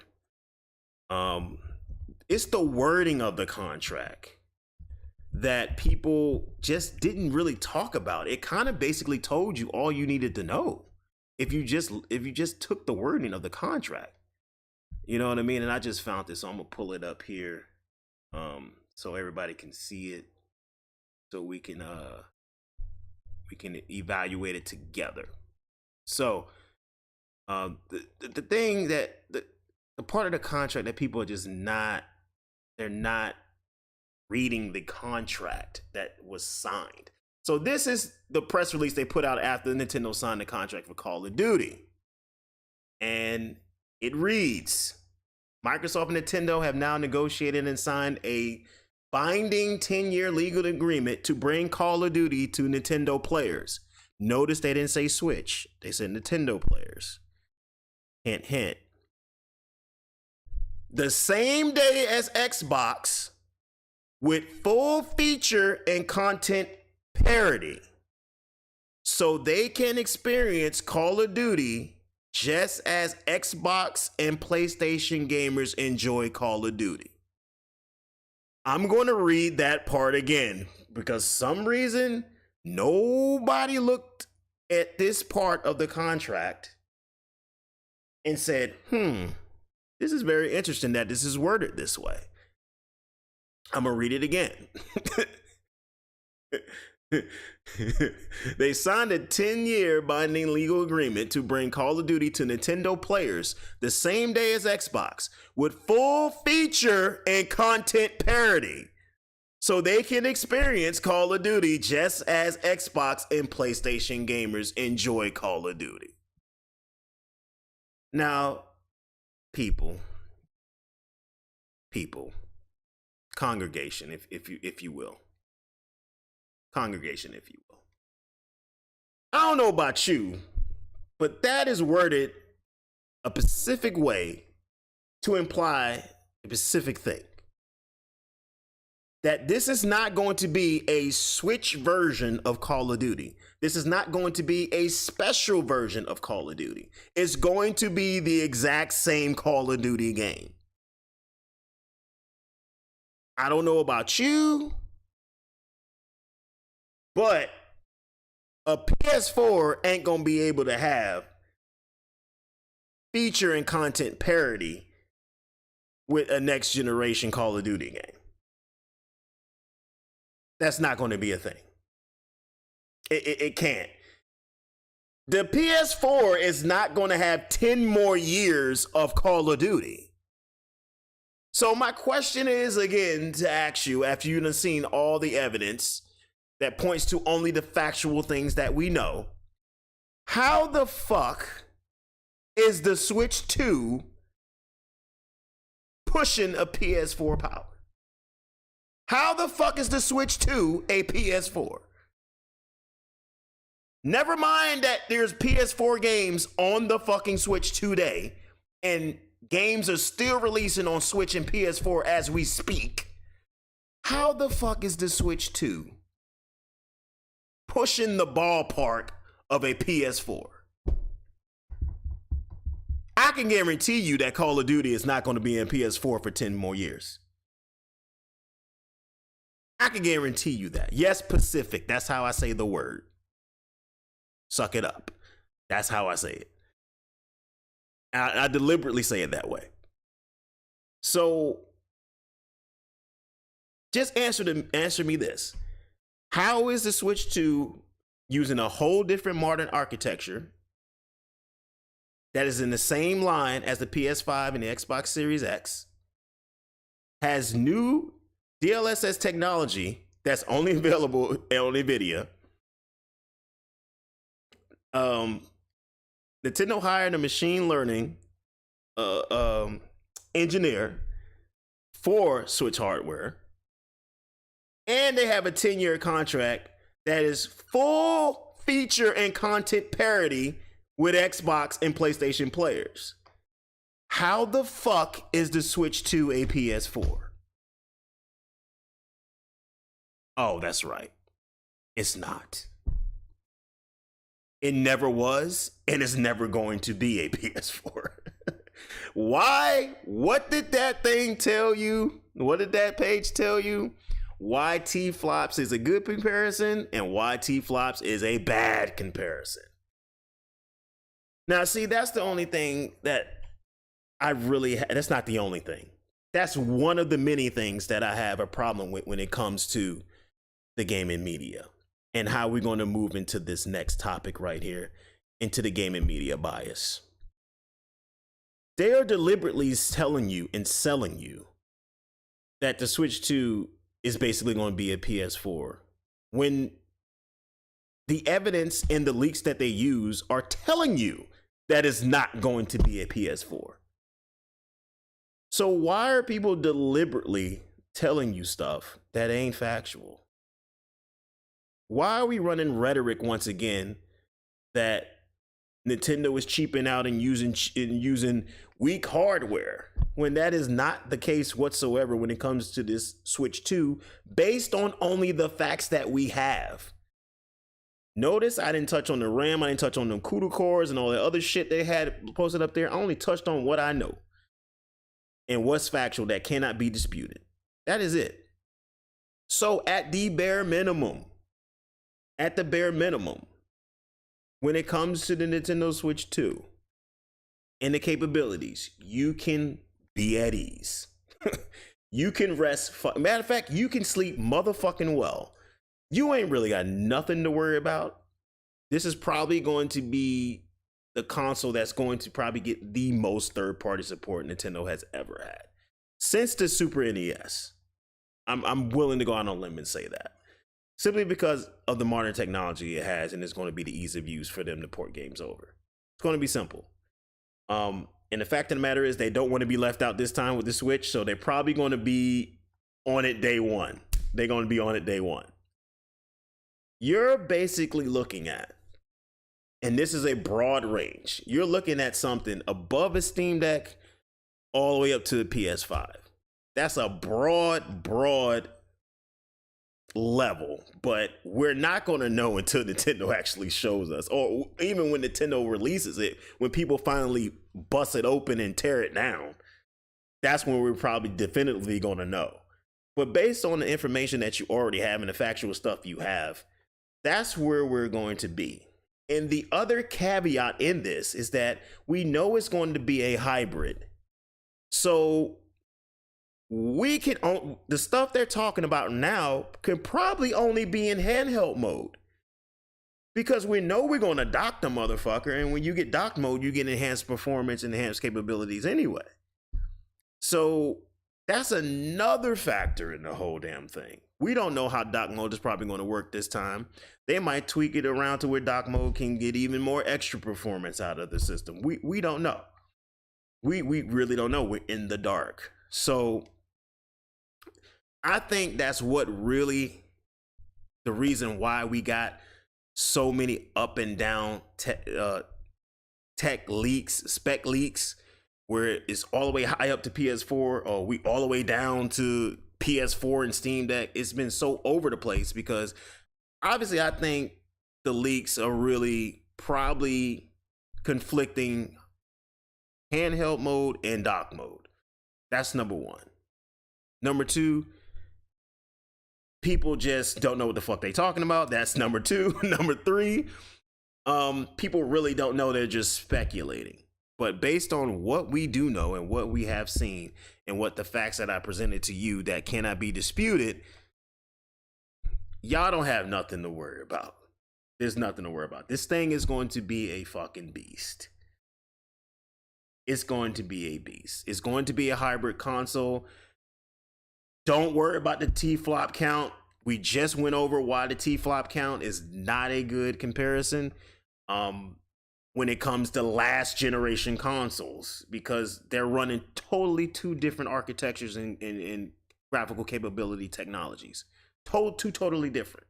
Now, when the T-flops finally come out for the Switch and they finally start putting a number to it, then you can compare it to the PS5 and the Xbox Series X and the Steam Deck and all that.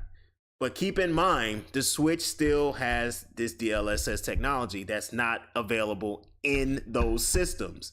Those systems are AMD, not NVIDIA. This DLSS is exclusive to NVIDIA. So the Switch we could definitely have situations where the Switch could potentially outperform the Xbox Series S and could potentially rival the same exact performance that you get out of the PS5. That can be a situation. I'm ready to see what Nintendo can do with this. And the fact of the matter is that Nintendo has definitely started using Unreal Engine a lot more in their games. Notably with the newest game being Princess Peach Showtime. This is a bigger power leap than it was from Wii U to Switch. Switch to Switch 2 this is a bigger, this is a good leap for them. So I'm really excited to see what they're going to do, because obviously they do more with the power of the system than any developer on the planet. The fact that Tears of the Kingdom is the most mechanically and technically advanced game in gaming right now, and that's on the Switch. I'm just excited to see what they are going to be able to do. And this DLSS technology does actually looks pretty insane. And we add in that too, it's like, and then we also know that it's going to be some type of innovative feature that they're going to have with Switch 2. It's just not going to be, we're just going to bump up the specs and just call it a day. Every console with Nintendo has some type of innovation feature with it. What that will be this time, I don't know. Will they go back to two screens? I don't know. That would be crazy if they were able to do that. I just really don't know what they will do this time. I'm really excited to see what that's going to be and to be pleasantly surprised by that.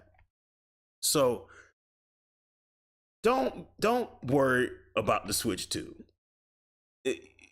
I just wanted to put that out there before that started to start to run and everything, because people started to accept that and run with it.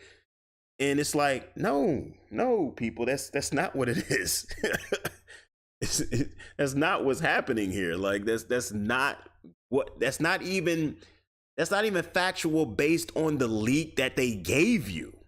So it's like, let's not run with that narrative. That's completely false. That's not what it is. Even somebody that doesn't know anything about specs, if you already have PS4 games running on the Switch, how the fuck is the Switch 2 going to be a PS4? Like, let's be for real, people. Let's just use our common sense. That's all we're saying. That's all I'm saying. Let's just use our common sense here. in the end of the day, we don't give a fuck. I just want it to be, is my shit going to be pretty? I don't care about the frame rate, the resolution. I'm iffy about that. I don't care. You will see a lot more better performance frame rates out of the Switch 2 this time around. But if they're 30, I'm still not gonna give a fuck because I don't care. I really don't care. Give me a quality game first. I don't care what you run at. I don't care what you run at. But with this DLSS technology, there might be a lot of games that are going to go over 30 frames per second. If not most of them or 90% of them. You know what I'm saying? So we'll see what happens. T-flop count, I'm not going to give you a T-flop count. But basically, I already showed you between the Steam Deck and the PS4. The Steam Deck beats the shit out of the PS4 in every comparison that you can pull up on YouTube. Why? Because it has modern architecture, even though it has around the same T-flops. So you can't compare the T-flops to two different generations of architecture. It's the new architecture is going to win every fucking time. Every time. So maybe they go to 2 screens, maybe they revisit 3D. I don't know. Of course, I expect the Joy-Cons to be updated. You know what I mean? I don't know what more they can do. Maybe they can improve the HD rumble feedback a little bit more. Maybe we get pointer capabilities again, like we had with the Wii remote, and this time it's into the Joy-Cons this time around. I don't know, something like that. But a dual screen Switch will be insane. I'm not even gonna lie about that. That would be fucking crazy. I don't know what we could do. How the fuck would you dock that thing? That's the craziest thing. The battery life on that motherfucker gonna be insane. So maybe that's not a good idea. Because I don't know about a dual screen Switch, bro. I don't know about dual screen. That shit gonna be dead very quickly. So I do hope to see other features that was in the Wii U gamepad in the Switch. I think it needs to have a built-in camera. I think that's such an underutilized thing that can be in the Switch 2 that can be very beneficial for all types of games. Because the Wii U gamepad had a camera, so I expected the Switch to have one, but I understood why the Switch didn't. This time around, I hope it does have a camera. I do hope it has a front-facing camera. Hell, it might as well have a front-facing and a rear-facing camera at this point, because there's so much you can do gaming-wise with the cameras like that. And obviously, it will also give us a better voice chat situation. So there's a lot of things Nintendo can improve upon when it comes to the Switch 2. But one of the main things I do want to see, I definitely want to see a camera back in it. That's kind of one of my main things I want to see. I want to see some Street Pass functionality, something equivalent to that back as well. We're traveling with Switches, so I think that functionality on the 3DS was great. So bring something back like that. No, I don't want the Mii characters to come back. I'm already tired of them motherfuckers. I'm glad they're dead and gone now. But something along the lines of that. Obviously, you got to give us a whole fresh online system. Backwards capability, I think y'all can go ahead and just bank on that being in there. I think that's it. I think that's going to be in it. This DLSS technology just calls for it. So, and with NVIDIA making the chip again on the same basic foundation they made the first chip of the Switch 1, backwards capability is pretty much confirmed. It wouldn't make any sense for it not to be there. It's kind of like they would have to deliberately not put it in there. So it has to be in there. That's where we're going to be at. So with that being said, dual screens with a camera, that would change a lot of dynamics in gaming. That would definitely put it an experience gaming. I would like to see better one-to-one motion controls from the Joy-Cons. I think at this point in time we should be able to do that. To better than what Wii Motion Plus was on the Wii. So I think we should be able to do that. And you know, that's what I want to see. That's what I want to see. You know what I'm saying? So with that being said, we have to go into this last segment here with this gaming media bias, man. I don't know what's going on. I really don't know what's going on. with this gaming media bias here. This is the first time I've ever seen. This is the very first time I've ever seen a company be in this bad of a state, and nobody in the gaming media is writing 8,000 articles about how this company is doomed, what's next, will their system fail. And I'm gonna put it to you like this. If it was Nintendo that lost $10 billion of value, if it was Nintendo that had a bad financial result, if it was Nintendo that had their sales tracking behind the Wii U, if it was Nintendo that closed multiple studios, if it was Nintendo that laid off over 1,000 employees, if it was Nintendo that said we're not going to have any exclusives for the whole year until April 2025 at the earliest, if it was Nintendo that went out and said they canceled multiple projects in multiple stages of development, if it was Nintendo that did all these things, what would be the main story going on in gaming media right now? That's my legit question. If all those things I just told you applied to Nintendo, what would be the main story in gaming media right now? I think I know the answer to that. I think we'll be seeing a lot of Nintendo is doomed articles. I think we'll be seeing a lot of Nintendo has lost its way articles. I think we'll see a lot of articles about Nintendo probably should go third-party articles. But for some reason, this is not happening with PlayStation and Sony. For some reason, nobody wants to say anything. For some reason, we have to be quiet, even though a company is literally crumbling before our very fucking eyes. I don't understand that. Doesn't make any sense to me. And if I put that same situation in front of Microsoft, I think y'all already know what that would be. You've seen the whole fucking fiasco that Microsoft went through just a month ago when they found out Microsoft was putting 4 games on rival platforms. The whole fucking world of gaming crumbled because they all thought Microsoft was going full third party, and that really wasn't the case. If that was Microsoft that all applied to, it would be a non-stop, ridiculous fucking brigade of articles about how Microsoft needs to go third party. But when Sony does something, we just look the other way. This is a situation here where the future of PlayStation is in question, and nobody in the gaming media is asking questions. This is a situation where we have a former boss of PlayStation speaking out against the company in many ways, in all their decision making, being Mr. Sean Layton, and nobody's asking any questions. This is a company that took a guy that was over Sony Corporation Group and made him the CEO of PlayStation to right the ship. But nobody's asking any questions. We're just going on as usual. Microsoft is doomed. PlayStation is the market leader, yada, yada, yada.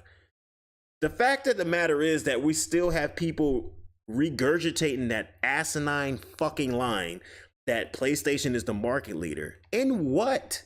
As of right now, they're not the market leader in anything. Literally nothing.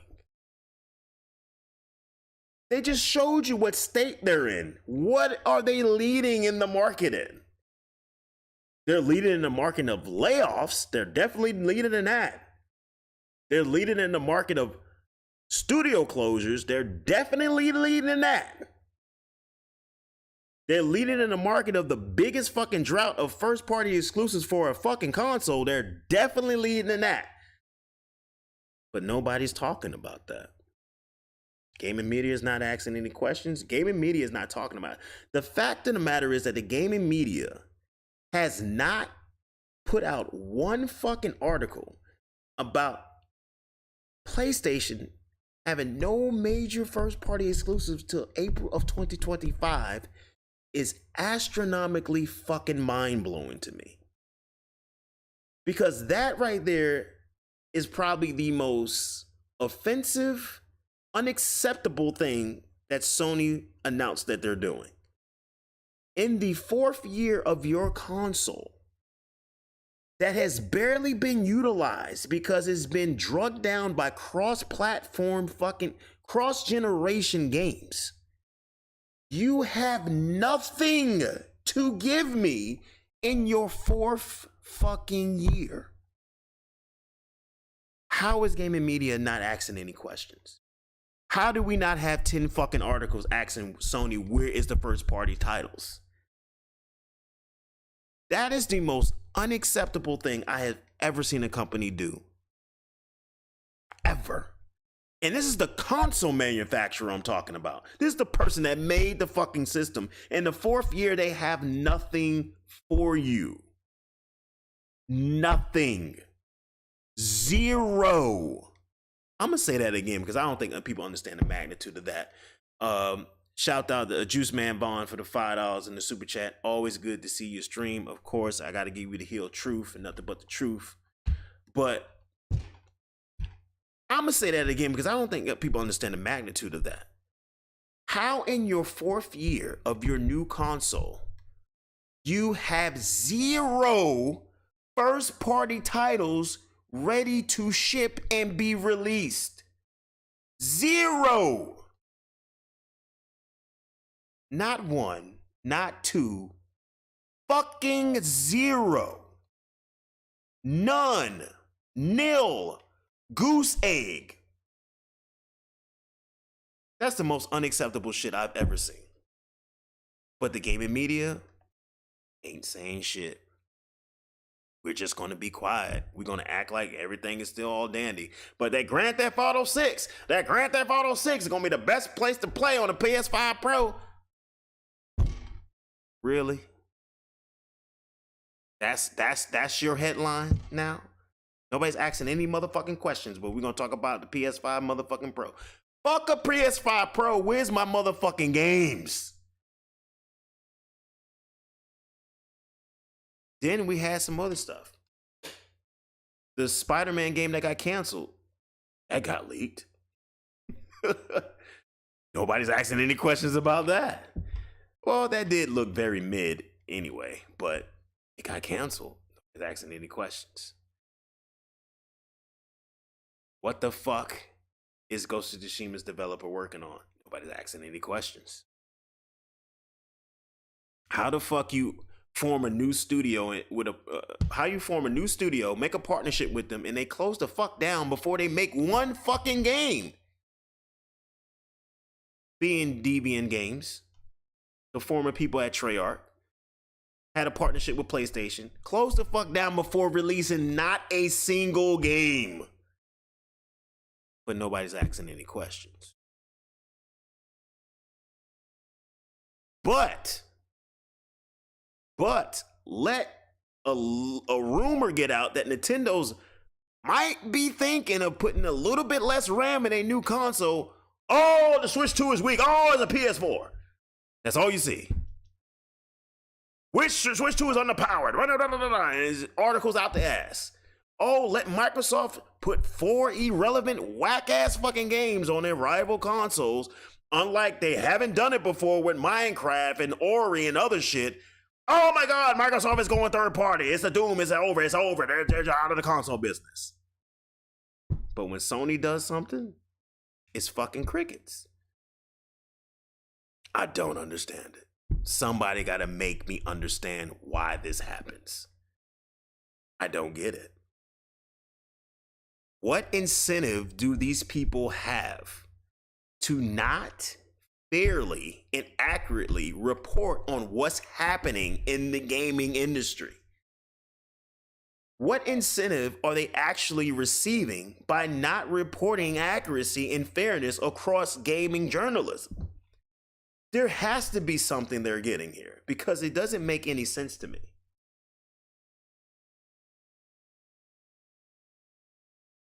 It's not making any sense.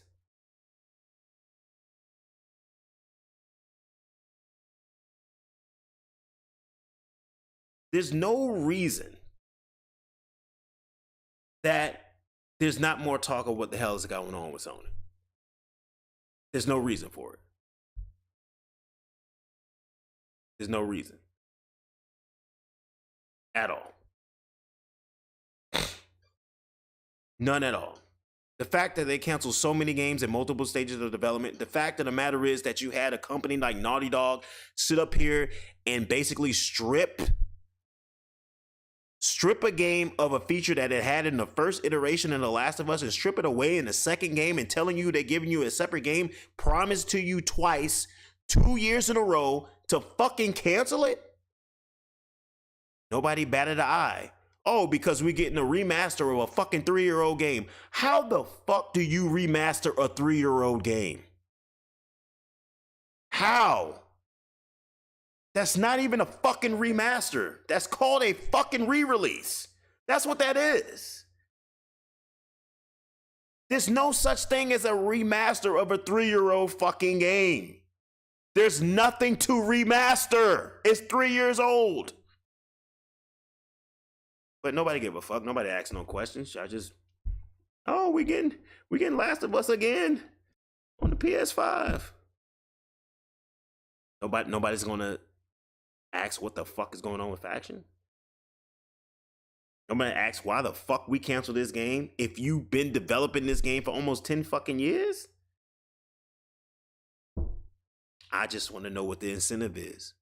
Is Sony cutting you motherfucking checks? Do y'all get extra bonuses if you put out more positive PlayStation articles?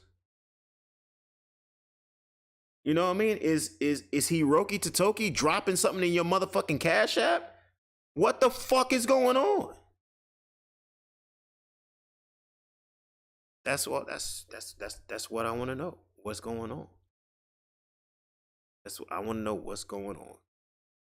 Because shit ain't making no sense to me. Shit ain't making no. Gaming media is in the motherfucking rut. Gaming media is in the fucking dirt. It is embarrassing what gaming media is now. It is. So, the next thing I want to talk about, and I'm going to talk briefly and touch on it very briefly, is the Sweet Baby Inc. thing.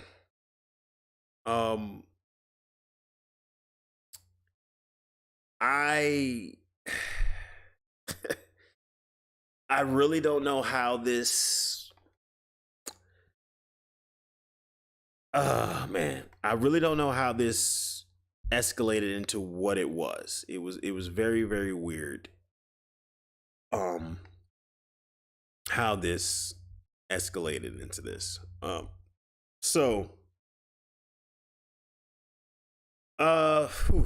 Okay. I'm trying to find something where I can show y'all the timeline of how this unfolded, because I came in the middle of the controversy because I was just blatantly ignoring it because I didn't know what it was about, and then after I continued to keep seeing it over and over, then I started paying attention, and then I started really starting to question, like, what is actually going on here?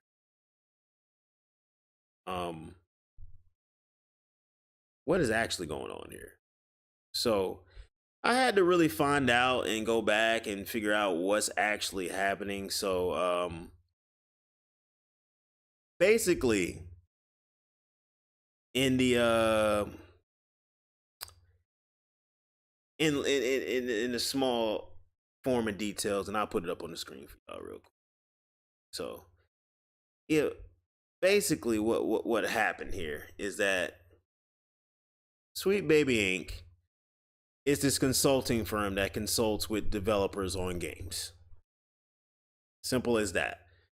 Their consulting basically company that tries to include basically diversity and inclusion in games when it comes to various different things, sexual orientation, race, etc.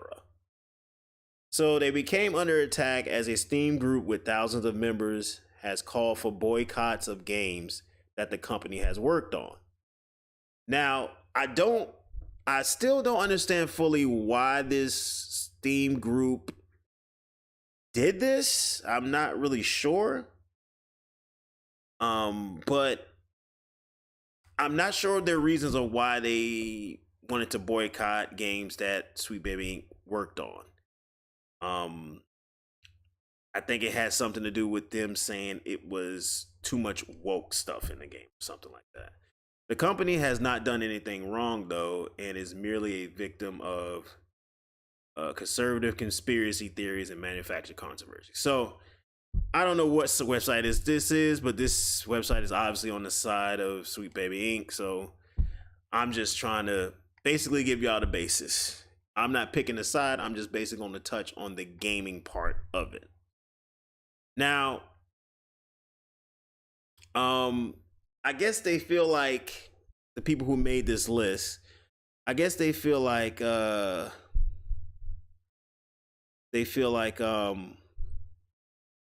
games are becoming too woke. And that's the most diluted, overused term today in every form of entertainment. Everything is woke. Everything is woke this, woke that, woke this, woke that. Because it includes diversity, inclusion, and all that other stuff. There's nothing wrong with diversity and inclusion in games. Obviously, there's nothing wrong with that. But obviously, some people feel like games have been ruined. Some group of people feel like the games have been ruined because of that. And I'm basically here to say this when it comes to the Sweet Baby Inc. situation. Sweet Baby Inc. is a consulting firm. They consult. They are sought out by companies to consult them on games when they obviously want to include diversity and inclusion in their games. For some reason, what I've been seeing online is that Sweet Baby Inc. is responsible for forcing these situations into games.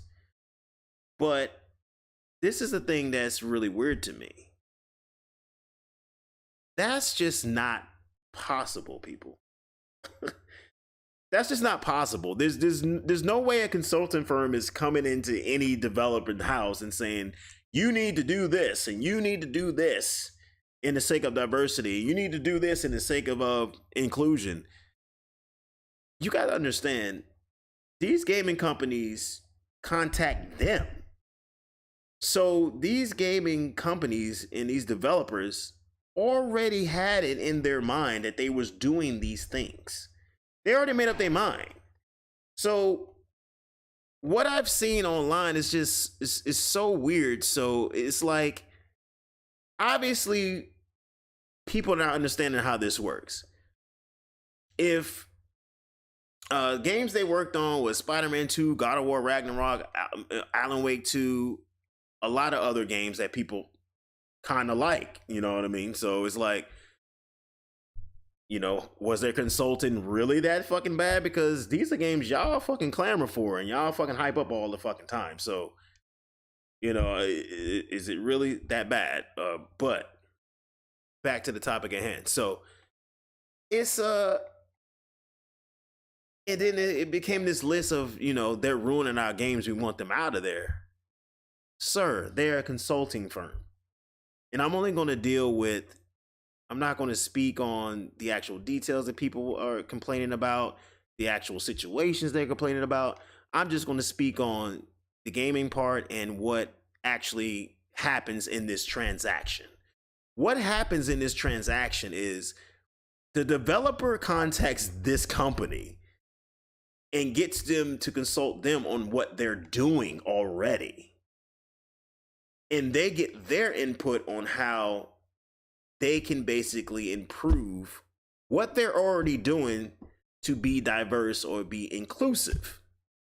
So from that standpoint, the stuff the people are already outraged about when it comes to Sweet Baby Inc. is the stuff that was already something the developer was already doing. It's not like this company came in with an iron fucking hammer and just whacked people upside the head and said, no, we're going to make your game this way. No, the developer was already making the game that way. They just contacted them to get their perspective. And one example I've seen basically said is if somebody wanted to make a character that was, an African-American character that lived in, Los Angeles, they would consult Sweet Baby Inc. and say, would they wear this if they was from an African-American character from Los Angeles? Would they talk this way? You know what I mean? What would there be? What would they slang be? What would they slang terminology be? That's the type of thing that Sweet Baby Inc. consult is on.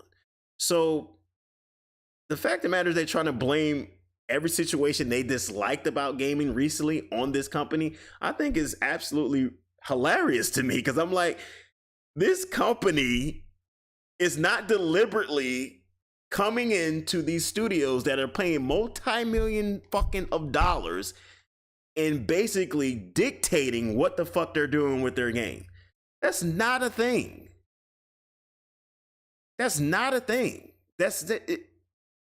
What in your mind makes you think that is feasible? You think a developer, let alone a publisher, is going to let somebody on the outside dictate how they're going to spend their millions of dollars on developing a game? Just think about that for a second. Just think about that for a second. That's just not, that doesn't make any sense, people. That makes no sense. So the fact of the matter is that this company is getting all this heat for it. It kind of blows my mind, because I'm like, yeah, some things did go on with the company and the gaming community that was out of line, and I'm not going to get into details of it because it doesn't matter to me, because I want to stick to gaming because that's what we're talking about. But your basis of anger should have started with the developers. They came up with this shit and then got them involved. It ain't like the Sweet Baby Inc. company and similar companies that are like them went out headhunting and searching around for developers to harass and force them to do shit. They came to them. That's how this works. So me knowing just the basics of it, how it works, my anger, if I'm upset, if I'm a person that's going to be upset about, the narrative and the direction the games are taking, my anger first and foremost is going to be at the developer studio or the publisher. They the one that came up with it. They the one approved it. Your gaming producer, your gaming director, your gaming writer, they came up with it and then consulted with another company to make it seem more realistic. So how are you mad at the messenger but not at the person who wrote the fucking message? That's what killed me about this whole controversy. You know what I mean? It's like it's like my girl cheated on me. I'm mad at the guy. I'm questioning the guy. I'm furious at the guy. And I don't say shit at my girl. No, I have to basically go to the girl first. I gotta go to my girl first. You did this. The guy is just a byproduct of it. So this has gotten so way out of hand. If you've been on social media and you've been on Twitter, you see how this gotten so out of hand and it's gotten so messy and dirty. That I did not want to touch it, but I did want to touch it simply on the gaming aspect of it. Of nobody controls what these developers and publishers want to do. They have their set ideas of what they already going to do already. That's what people need to focus on if you have a problem with what they're doing. If you don't, continue to ignore it like I've been ignoring it. Just continue to let people just act fucking foolish and embarrass themselves online left and right. But I want you to understand that these multi-million-dollar companies are the ones in control of their projects. This is why gaming projects have directors, they have producers, they have writers. They are in control of their own narratives. If they decide to put something in there, it's their decision. That's how they decide to do it. If you don't like it, you need to take it up with them. I don't understand why you want to be mad at the company that helped them achieve what they wanted to do in the first fucking place. That doesn't make any sense to me. That's if you have a problem with what they're doing. Me, I think it's blown out of proportion. I don't have an issue with any of the games that have been coming out recently. I don't have an issue with any of the narratives that's been coming out, any of the characters that's been coming out. Some people do. So that's how they feel about it. I don't think gaming has changed at all when it comes to that aspect. Maybe because I'm a Nintendo fan. Maybe because my primary console and my first and foremost console is a Nintendo game. But I will say this when it comes to this whole situation, this is a byproduct. And this is for the people who have an issue with how the games are being done now. If you have a problem with how the games are being done now, this is a byproduct of studios not taking gameplay as the first and foremost priority of a fucking game. I'm gonna say that again. This is a byproduct of a gaming company not making gameplay the first and foremost priority of developing a game. That's where your problem lies. Everybody wants to have these Hollywood narratives. Everybody wants to have these over Hollywood narratives, over Hollywood stories, and the storylines, and the budgets being ridiculously inflated to the point that you can't even make your fucking money back after you sell 10 million copies of a fucking game, because they're not focusing on gameplay anymore. It was all about story-driven narrative fucking games and these ultra-realistic fucking backdrops. They forgot about the fucking gameplay. That's where the problem lies. Sure, in Nintendo games, you're going to get situations where you're going to see games touch on real life situations.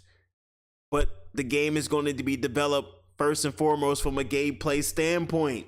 That is the priority. But the majority of the developers now, that's not their priority. It starts off with story. And it starts off trying to be ultra realistic every fucking time in every fucking situation. And it's not sustainable because your creativity is in the shitter. There's only so much realism you can do in video games. There's only so much realism you can do till you're done it the fucking all. This is why Call of Duty has gotten stale to the way it is. What more can you fucking do in a fucking military realistic shooter? You did it all already. What more can you do? What more can you do? The best thing and the most thing they can do is start adapting to real life situations that is happening right now and put it into their games. And that is where the situation came in with inclusion, with diversity and inclusion. Because if you're doing this real ultra realistic shit, at some point, you're going to run out of shit to do. You're going to run out of shit to do. And this is why shit has gotten so fucking stale outside of a Nintendo platform. This is why shit cannot be innovative outside of the Nintendo platform. This is why shit is not impressive outside of a Nintendo platform. Because everybody's chasing the ultra fucking realism. When we don't need that for every single goddamn game. We don't need that. It's not healthy for the gaming industry. It's obviously not healthy for gaming developers because nowadays creativity is in the fucking bucket. Nobody has any ounce of creativity anymore. Nobody has any inkling of fucking innovation anymore. None, because everybody's chasing the ultra realism in every fucking game. Everybody's chasing that motherfucking Hollywood fucking story in every fucking game. Why are we doing that? Why are we doing that? I want you to focus on gameplay first. I will take fantasy characters over photorealism characters any fucking day. And I won't mind if you touch on real life subjects in your fantasy game. Plenty of games have done it. Legend of Zelda has done it. Metroid has done it. But these are fantasy settings and fantasy games. These are not ultra realistic situations in ultra realism games. But they're built on gameplay first and foremost. Even Splatoon kind of touches on real life situations. But the main focus of the fucking game is a goddamn ink shooter. That's what it's the main focus of. And that's what developers got to get back to. They got to get back to that because they all chasing the same fucking thing, which doesn't end in great profits for them any fucking way. It doesn't end in great profits for them anyway. There's a reason why Mario Kart 8 sold over 70 million fucking copies. There's a reason why Breath of the Wild sold over 30 million copies. There's a reason why Tears of the Kingdom is on his way to selling 30 million copies. There's a reason why Smash Ultimate sold over 20 million. There's a reason why Super Mario Odyssey has sold over 20 million copies. There's a reason why a lot of these ultra realistic games do not even come close to those fucking sales. There's a reason why for that. Because you motherfuckers are chasing this ultra realism shit that you don't need to chase. There's no imagination anymore. There's no fucking creativity. There's no innovation. There's nothing. The simple fact of the matter is that Tears of the Kingdom is a game that mentally broke developers when they seen it in action, told me everything I need to know. Y'all have no creativity anymore. The fact of the matter is that the most advanced game on the fucking planet is on the Switch. And y'all boosting all these goddamn consoles with the T-flop this and T-flop that and world's most powerful console this and world's most powerful console that. But the most fucking advanced game on the planet is Tears of the Kingdom. That works out of the box. That isn't broken. That doesn't need to be patched to fucking death.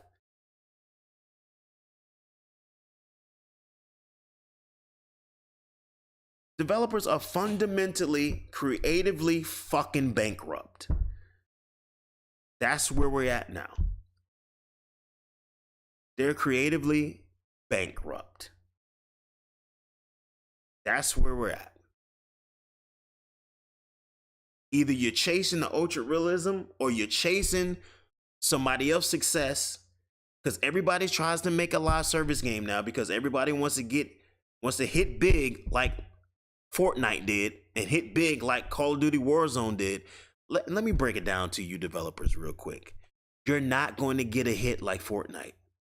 You're not going to get a hit like Warzone. The people who like those games are going to play Fortnite and fucking Warzone and GTA Online. Nobody is going to commit to more than one or two live service games. That's just the facts. Even us core gamers, we cannot commit to more than one or two live service games at a time. So why the fuck is everybody chasing the Fortnite fucking success story when the odds are against you?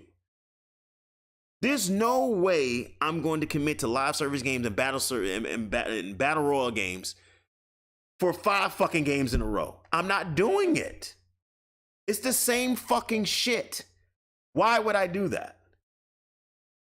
I might as well stick to what I already fucking know. I might as well stick to what's already been tried and proven. I might as well stick to what's already still delivering me entertainment value.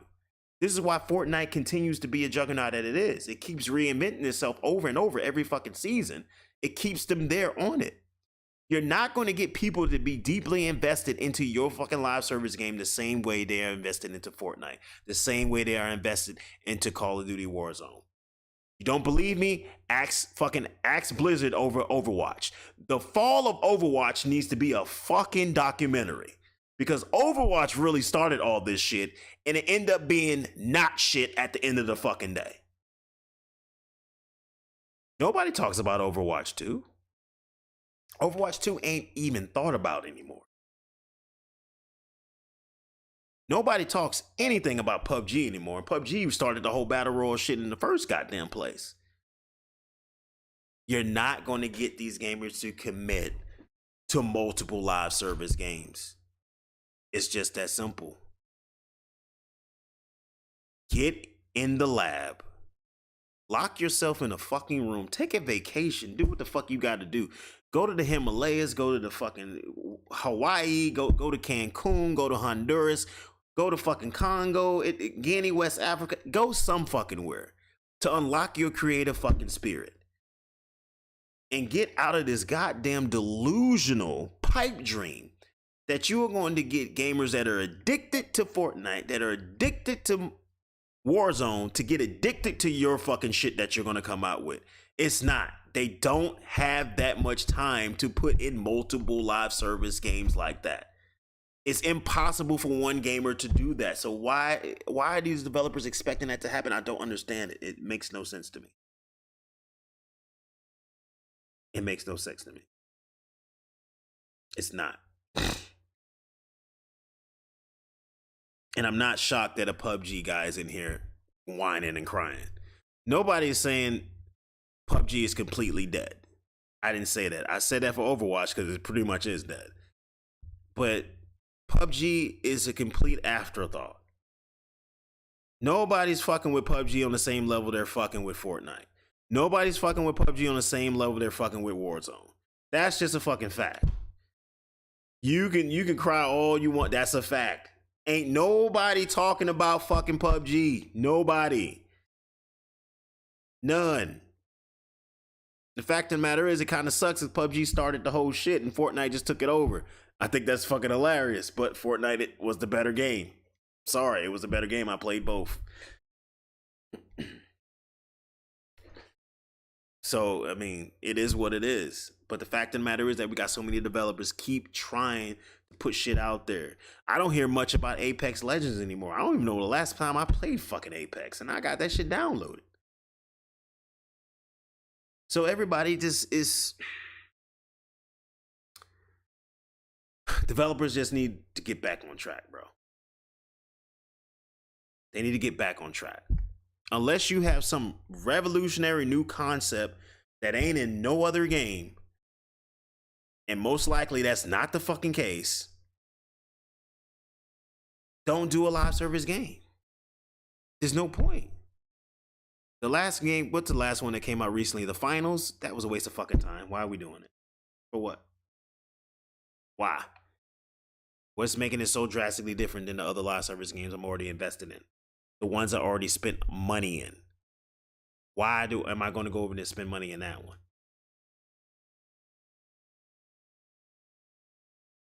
Exactly. So you got to let that shit go. These developers got to get back on point. I think they lost their fucking way. Stop chasing this ultra realism bullshit. It's not the way to go. I don't understand what the issue is. Nintendo continues to show y'all the roadmap. And people always adapt late every fucking time. Every time.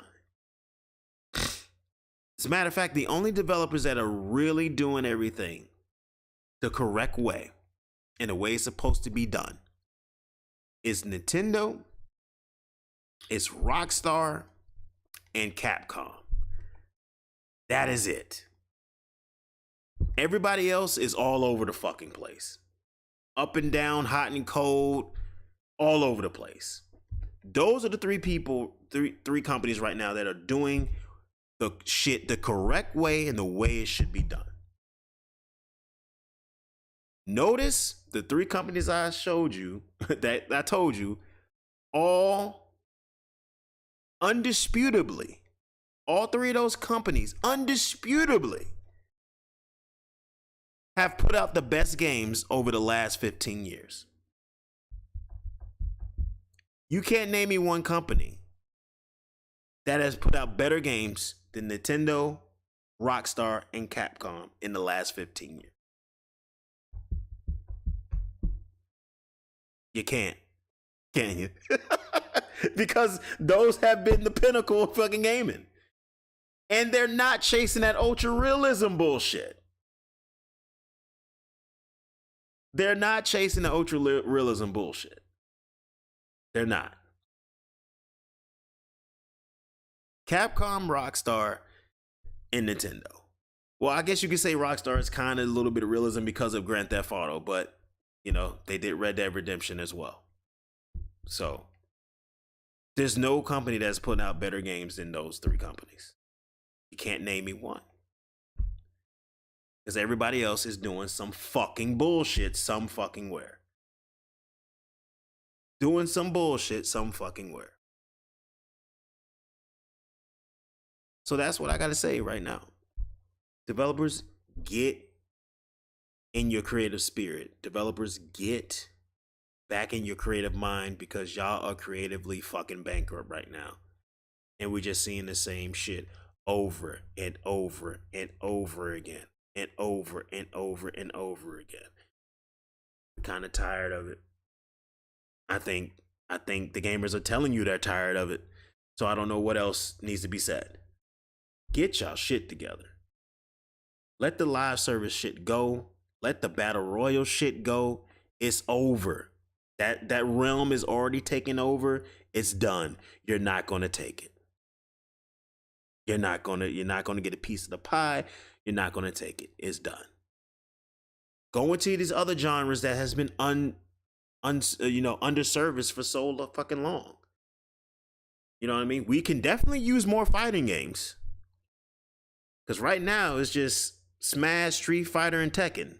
That's it. We can definitely use more fighting games. You know, this has been success stories here and there, like Dragon Ball Z Fighters and I forgot the name of that other game. I would say Multiverses, but that was kind of a failure. But you know, we could use more fighters. We could definitely use more games in the racing realm. Get back into these genres that have been underutilized for a very long time. For a very long time. If you want to do a shooter, you know, you could try a tactical shooter. You can try a third-person shooter. They are very underutilized right now. Y'all are creatively bankrupt. Let's try different settings. Stop this photorealism shit. Create some fantasy worlds. Use your fucking imagination. Let's do something different so we can get different results. So we can stop laying you motherfuckers off. So we can stop closing your motherfucking studios. Do something creatively different. Because what y'all doing right now ain't fucking working. Oh, man, let me get these super chats real. Creativity is gone because the loans the AAA third-party studios took out from BlackRock, Vanguard, State Street. Back banks require companies to implement ESG policies. Look, at the end of the day, that's still a decision that the company made. They didn't have to do that. They didn't have to take out any loan. That's something they decided to do. That's something they decided to do. Like a lot of companies, you know, that's the business aspect of running the business. A lot of businesses don't actually use their actual money. They borrow money as an investment, and they try to make double of what they borrowed, then they can pay it back, and then they have a profit. That's pretty much how businesses kind of work in basically the simplest form. But the fact of the matter is, they can choose which direction they can go into. They don't have to go into this ultra realism shit. They don't have to go into these ultra fucking Hollywood fucking productions. There's no fucking reason why a game should cost $300 million to make. No reason. There's no reason a game should cost more to make than a fucking featured film. No reason. None. I don't give a fuck how much graphical fidelity you're trying to push. There's no reason. $300 million for Spider-Man was the most asinine shit I've ever seen. What the fuck? I did not get $300 million worth of development out of Spider-Man. What the fuck am I doing in Spider-Man 2 that I ain't did in Spider-Man 1? Oh, that's right. Nothing. The story changed. That's it. I might have got a little small bump in graphics. That's it. What the fuck it was $300 million for? Yes, I know Marvel took a cut, but that shit was still astronomically high. People seem to forget Marvel Ultimate Alliance 3 was on Switch. That's something Reggie went out himself and secured with Marvel. I'm pretty sure they had to pay Marvel some money, but I pretty sure remember Reggie telling us that Marvel Ultimate Alliance 3 was a hit, which it was, and it sold well, which it did, and it made the money back. Marvel Ultimate Alliance 3 sold like 2 million copies on Switch. It should have showed way more. That game was pretty fucking good, by the way. I know they didn't spend no $300 million on Marvel Ultimate Alliance 3. Nintendo published that game themselves. So there's no fucking reason that a game should be $300 million. There's no reason. The production value in Marvel Ultimate Alliance 3 is just as good as the production values in Spider-Man. And the people who play the game know that. The voice acting is superb. The storytelling is superb. It stayed true to the whole Marvel Cinematic Universe. There's no fucking reason. No, it ain't pushing 4K fucking graphics, but the game was fucking good. The gameplay was solid. There's no reason for a game to cost $300 million. That's just a game should not cost more than a feature film, people. I don't think y'all understand what it takes to put together a fucking movie. All the moving parts, all the written out places, going to certain locations, traveling, moving set pieces. There's no fucking reason a game should cost more than a feature film. None. Zero, bro. Zero. All right, so Matthew Hammond again. Let's get Matthew Hammond, bro. Matthew Hammond again. Sweet Baby Inc. type companies help companies meet the ESG requirements imposed by BlackRock, Vanguard, and State Street. Oh man, to the detriment of gamers. Look, some people do say that. I'm not going to get into that. The bottom line is, if you're a game developer and you're a game writer and you're a game producer, you're at the helm of the game. You decide what gets written in the game or not. That's the bottom line. So I'll leave it at that. They don't have to do it. There's nobody putting a gun to these developers' heads saying you have to do this. It's your choice to do it if you want to. If you want those incentives, then do it. If you think the game you want to create doesn't, offset the incentives you get, then don't do it. Simple as that. Simple as that. It really is simple as that. You know what I mean? Gaming development been the same way for so damn long.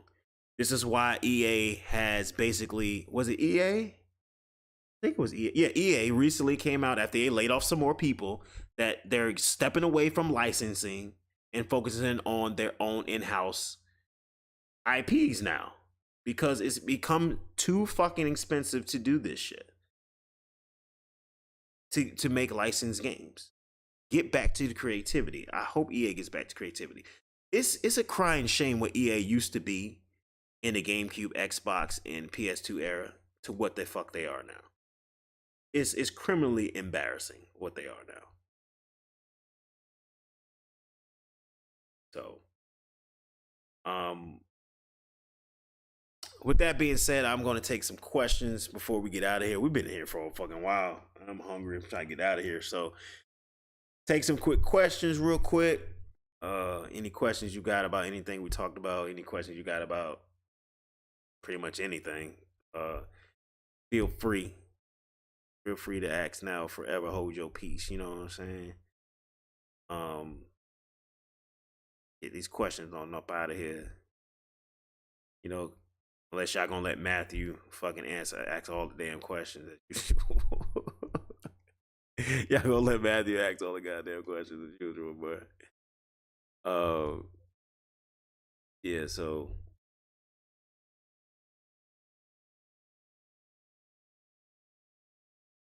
which version of Aladdin do you prefer, SNES or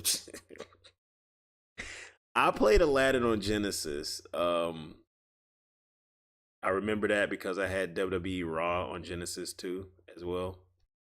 But yeah, I played Aladdin on Genesis. I don't think I ever played this SNES version of that game. We had a SNES. I don't think I played the SNES version of that game though. No, I didn't. We had Mortal Kombat on Genesis and SNES, which they were different. If I'm not mistaken, I think the SNES had different colors of blood or some shit like that. Had the different wrestling games on SNES and Genesis.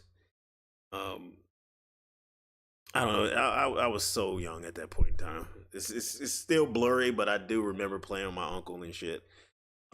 Especially Mortal Kombat. Like, he used to whoop my ass in Mortal Kombat, bro. Oh, that's how I got so good. That's Mortal Kombat so early. He was just basically using me as fucking practice in Mortal Kombat, bro. It was crazy. When do you think we get the next direct? Probably next month. I think next month we'll get another direct. We know we're going to get a June direct. That's just common sense, people. We know we're going to get that. That's E3 time. Even though E3 is not a thing anymore, that's E3 time. That's definitely E3 time. So, we're going to get it there. Microsoft already announced they're going to have one. We just got one. What, a couple of, was it 2 weeks ago? We just got one a couple of weeks ago. So I doubt we don't get no direct all the way until June. That's way too long. So I think next month is probably what the rumor went out. Because the rumor actually, I forgot who is his name, Pyro or something on Twitter. He's been predicting it, to the T. So I think the last rumor that came out was it was going to be an April one. So I'm just going to stick with that. I don't see us not getting a direct all the way to June. That's just way too fucking. So to basically not say anything to us. So I think it's gonna happen next month. I think it's gonna happen next. Yes, you're definitely late to the party. We've been here for 2 hours, over 2 hours. So yeah. You're definitely late to the party. Matthew Hammond with the $2. EA is where creativity goes to die. Oh man, they didn't used to be that way though. They didn't used to be that way. The output they had, I didn't even realize I switched the picture to this on OBS. That's so funny. PlayStation users in pain right now, boy. They just in pain. No exclusives to April 2025. All your dream games getting canceled. The Portal ain't nothing but a fucking great value Walmart version of the fucking Wii U gamepad. Now they trying to tell you a $600 plus fucking PS5 Pro. Y'all looking sad right now. You're looking like Will Smith right now. But yeah, EA ain't used to be that bad, man. It like I said, back in the GameCube, PS2 era, they was on point, bro. They had Freedom Fighters. They had 007 Everything or Nothing. 007, I think it was Nightfire. EA Big. You had obviously Def Jam Mandela, Def Jam Fight for NY. You had NBA Street, NFL Street. It was so much they was doing so well back then, bro. I mean, they was doing so good, man. Fight Night. Man, they was doing a lot of good shit. I don't know what happened. That has to be another fucking documentary. The rise and fall of EA games. The rise and fall of Electronic Arts. Because the way they was so good in that generation, I don't know what the fuck happened, bro. I don't know what happened. Madden, was good. Madden actually got great updates every year. NBA Live was actually competing at that point in time. You know what I mean? Before it went down the shitter. I don't know what happened, man. We that has to be a documentary study on what the fuck happened to EA, bro.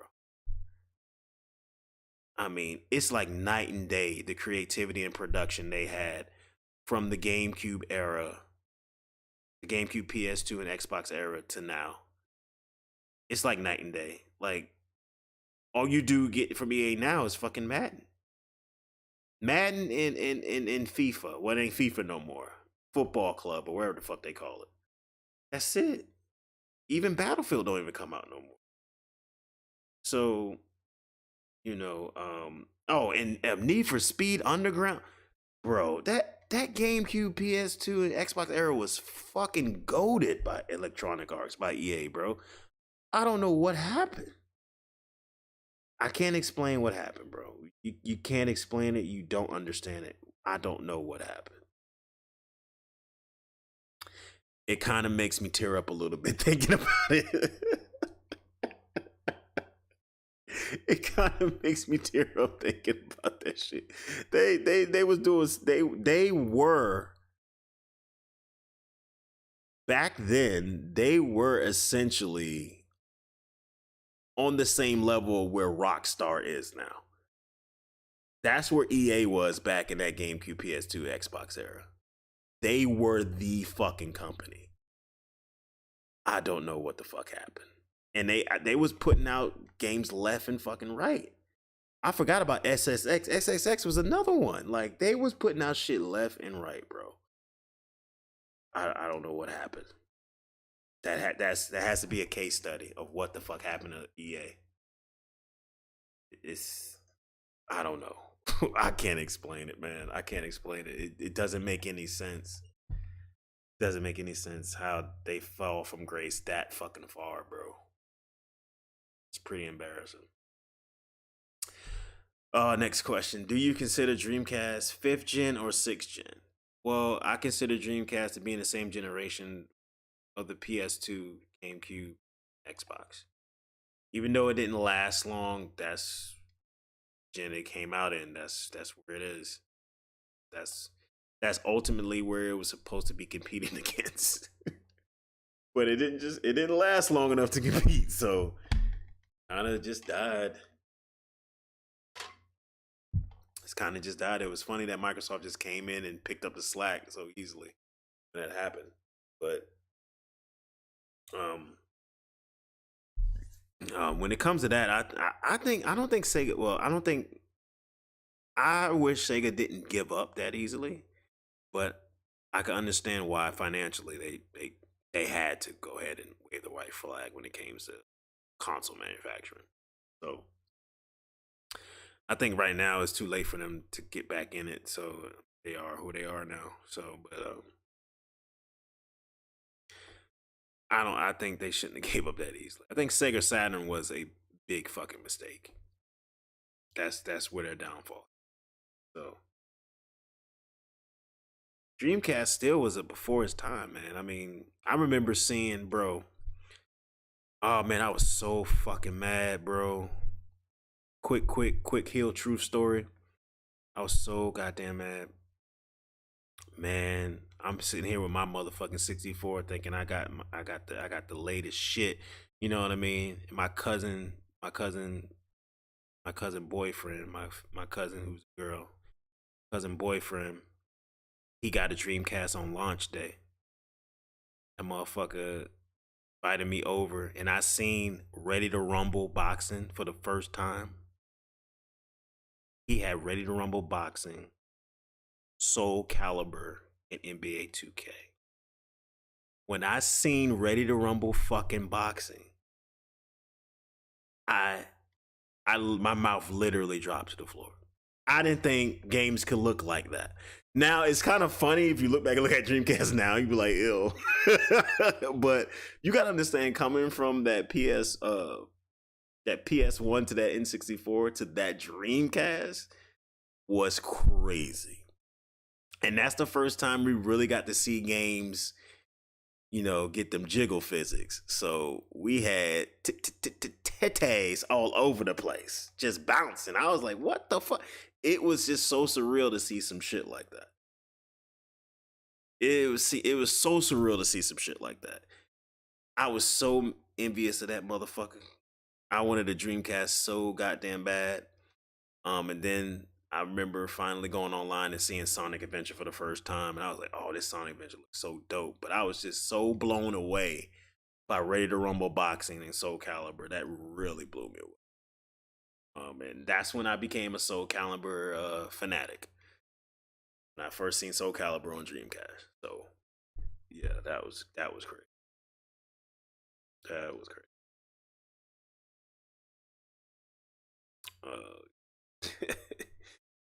Oh man, it was crazy.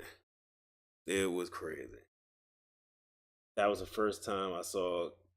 Yeah, the Dreamcast games look exactly like the games in the arcade.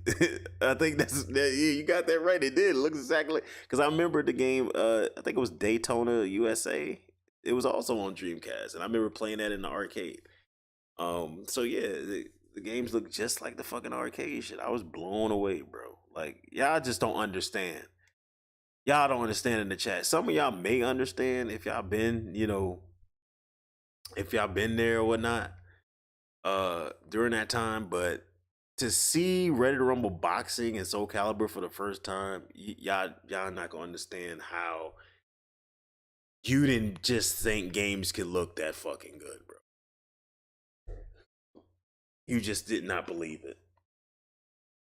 It was just not something you just believed, man.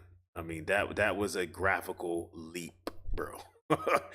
Trust me, SNES and N64 was definitely a graphical fucking, it was a technological generational leap. But when we seen that Dreamcast, you know, we're going from games having box heads, you know, fucking hectagons for hands and shit, to we got titties bouncing over the place. Like, we could barely even get titties on fucking N64. So it's like, what is this jiggle shit I'm seeing? Why is this shit looking so fluid? What is going on? What is all and the thing is about Ready to Rumble boxing that really got me is that the facial animations in that game were so ahead of its time. So if you go into games where nobody has any facial animation, you got box heads and fucking N64 and goddamn GoldenEye and lips don't move and eyes just blink, to that, like, full facial animations, like you getting punched and the faces are going crazy and shit. It's like, what the fuck is this? So that was, as a kid, that just blew your fucking mind, bro. You really thought you were seeing something that was just so technically advanced that you just couldn't comprehend it, you know. So I didn't think the games could look like that, you know. If y'all was back, if you experienced that back then, you know what I'm talking about. Fuck all you people that fucking started gaming on a goddamn Xbox 360. You just don't know how good y'all had it starting like that. You just don't know how good you had it starting like that, boy. Because, you know, you got it good, but you didn't get to experience the actual generational leap from SNES to 64 and PS1, then from PS1 to PS2 and the Dreamcast and shit.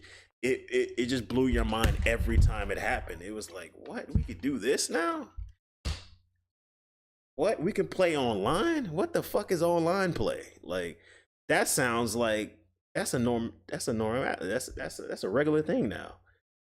But when you first got to play online, you're like, what the fuck? We could play online with other people that's not in the house. Oh shit! Like so it was crazy. When I seen Ready to Rumble box, and I felt the same way when I seen Super Mario 64 for the first time in Walmart. When I seen Super Mario 64, and everybody that been in Walmart know they had a Super Mario 64 demo that you could walk up to the case and play. That I felt the same way when I first seen it. I was like, this is fucking Mario? Like, what the fuck is this? Like, what? This looks, and we used to say this all the time, this looks so real. That shit don't look real now at all. That shit don't look real now at all, bro. Not at all, bro. So, okay, let's go to the next question. Will Nvidia give Nintendo all the tech with the Switch 2, or will it have 2 to 3 year old tech like the OG Switch? Matthew, you must just came in here because we had a whole 40-minute discussion on the Switch 2. We had a whole 40-minute discussion on the Switch 2, Matthew. So you kind of missed that, buddy. You kind of missed that. We went over that. I don't think we went so in depth into that. I don't think nobody wants to hear me repeat that again. So I think they'll get most of the tech. I think they'll get up to DLSS 3.1. I don't know if they get to 3.5 because apparently that came out the end of last year or sometime last year. So I don't think we're gonna get up to that. But Nintendo likes to have their stuff custom. It's never just straight out of the box graphic cards. It's never that. So it's custom. But yeah, you're gonna have to go back and see that segment once it's streaming. Yeah, Super Mario 64 was amazing. I don't know. Sarah Bond, we said we're gonna see that generational leap again. So that's what she said. You're gonna see the biggest generational leap in the next Xbox that you ever seen in gaming. I was like, okay, it's hard to beat that SNES to N64 leap. That's a tough leap to beat, but if you say so, Sarah Bond, I'll believe you. I believe you, Shawty. All right, I will believe you. What 3 titles you think we getting on Switch second half of holiday? Why you think it's 3? But 3, you might be right with 3, because we only got games up until the end of June. So they usually would put something around the end of summer, something in October. They always put something in October for some reason. And then they're going to have the holiday title. So last year it was more than 3, which you had Super Mario Brothers Wonder, you had Mario RPG, you had something else. Can't remember what else. Damn, I can't remember. But yeah. So usually it is 3. I'm gonna tell you right now, one of them is definitely gonna be Metroid Prime 4. I was on the fence about that being a cross-generational title. That's if the Switch 2 does not come out this fall. That's still a possibility of that. But one thing I am for sure, Metroid Prime 4 this fall. Everything else, I don't know. There has been a discovery that an unannounced Switch game is ready. So maybe we'll see what that is.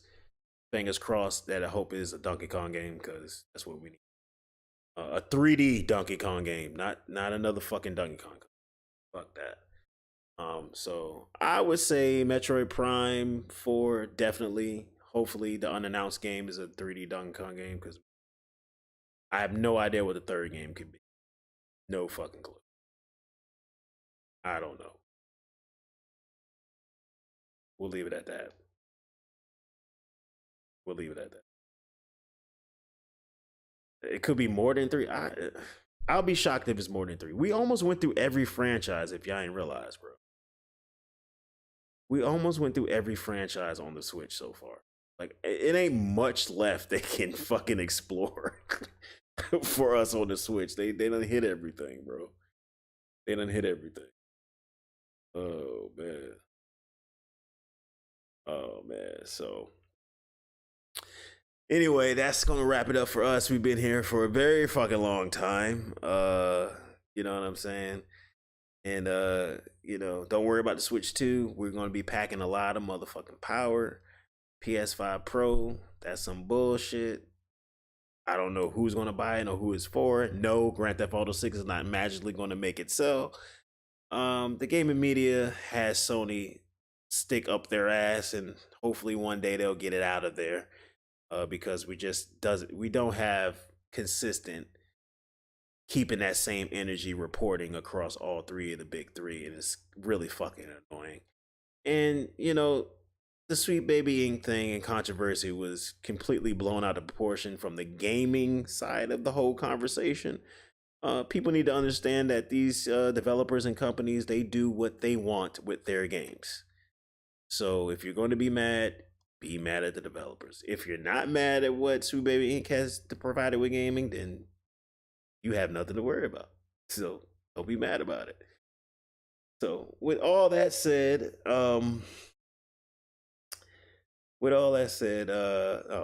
Matthew had to sneak in one more damn question. What launch year titles will we get for Switch 2? You said 3D Mario, Mario Kart, Next Level games. Of course, it's going to be the next Mario and the next Mario Kart. That is a given. You can go ahead and add Pokemon Legends Z8 to that, because that's definitely going to be on Switch 2. So there's 3 games right there for the launch year. Outside of that, I don't know, man. Shit. I don't know. I don't know what else they could give you. It's not going to be a Zelda game. I think that's the main. As long as they get that 3D Mario and that Mario Kart and that Pokemon out, they're fine. They're going to sell about 30 million fucking Switches in the first year. Just by them 3 games alone. So, yeah, I think that's where we're going to be at with that. So that's what it is. That's what it is with that. Outside of that, I don't know what else they can launch with. Like, I have no idea. I would love to be surprised. Maybe Kid Icarus Uprising, a sequel. I don't want any more fucking remakes. I'm tired of remakes. Make me a new game, please. I need a new game. Maybe Kid Icarus Uprising. Maybe Golden Sun makes a return. I don't know. Wouldn't be shocked if Fire Emblem ends up coming out in that first year, since they now cranking out Fire Emblem games fast as fuck now. I wish they would slow down, because I would like my Fire Emblem games to be the same quality as Fire Emblem 3 Houses from this point on. So slow it down a little bit. Fire Emblem team, can you slow it down just a little? Cranking them out a little bit too fast now. Yeah, it would shock me if Fire Emblem is on there the first year. Don't expect Smash Brothers until like the 4th year of that console. Yeah, I think that's what we're gonna get launch year. What I mean? There isn't really many ways they can go. The only person that is due for a game is fucking Donkey Kong. We know Metroid is coming out with a game. Donkey Kong, he's due for a game. Everybody else has had a game. Even Princess Peach had a game or has a game. So it's like, those are the only things that are really due. And we are due for Mario Kart because we've been playing this fucking Mario Kart for 10 years. So there's that. And of course, you're going to have the third-party ports like Call of Duty and shit like that. Monster Hunter Wilds. Who else knows who might show up? Shit, you might end up getting Grand Theft Auto 6 before it's all said and done. Might not get it the same launch day. You might get it a couple of months later. So, it is what it is. So, with that being said, we had an extra long stream today because I ain't been here. I ain't did one in 2 weeks, so you got double the stream today. Be happy about that. You know what I mean? So I'll be happy about that. And like I was saying, I will see y'all next time. Actually, I'll probably see y'all in the next day or so. Oh yeah, we got the games are coming out. Dragon Dogma 2 is coming out. That Rise of the Ronin that looks like a PS3 game is coming out. The Princess Peach Showtime is coming out. Yeah. So yeah, you're probably gonna see a new Hill Truth live in the next couple of days. Hit that thumbs up, hit that like button, you know what I'm saying? And I have to leave y'all with, something a little bit more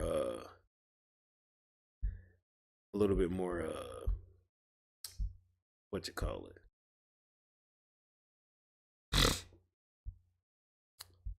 Damn, actually I don't have it.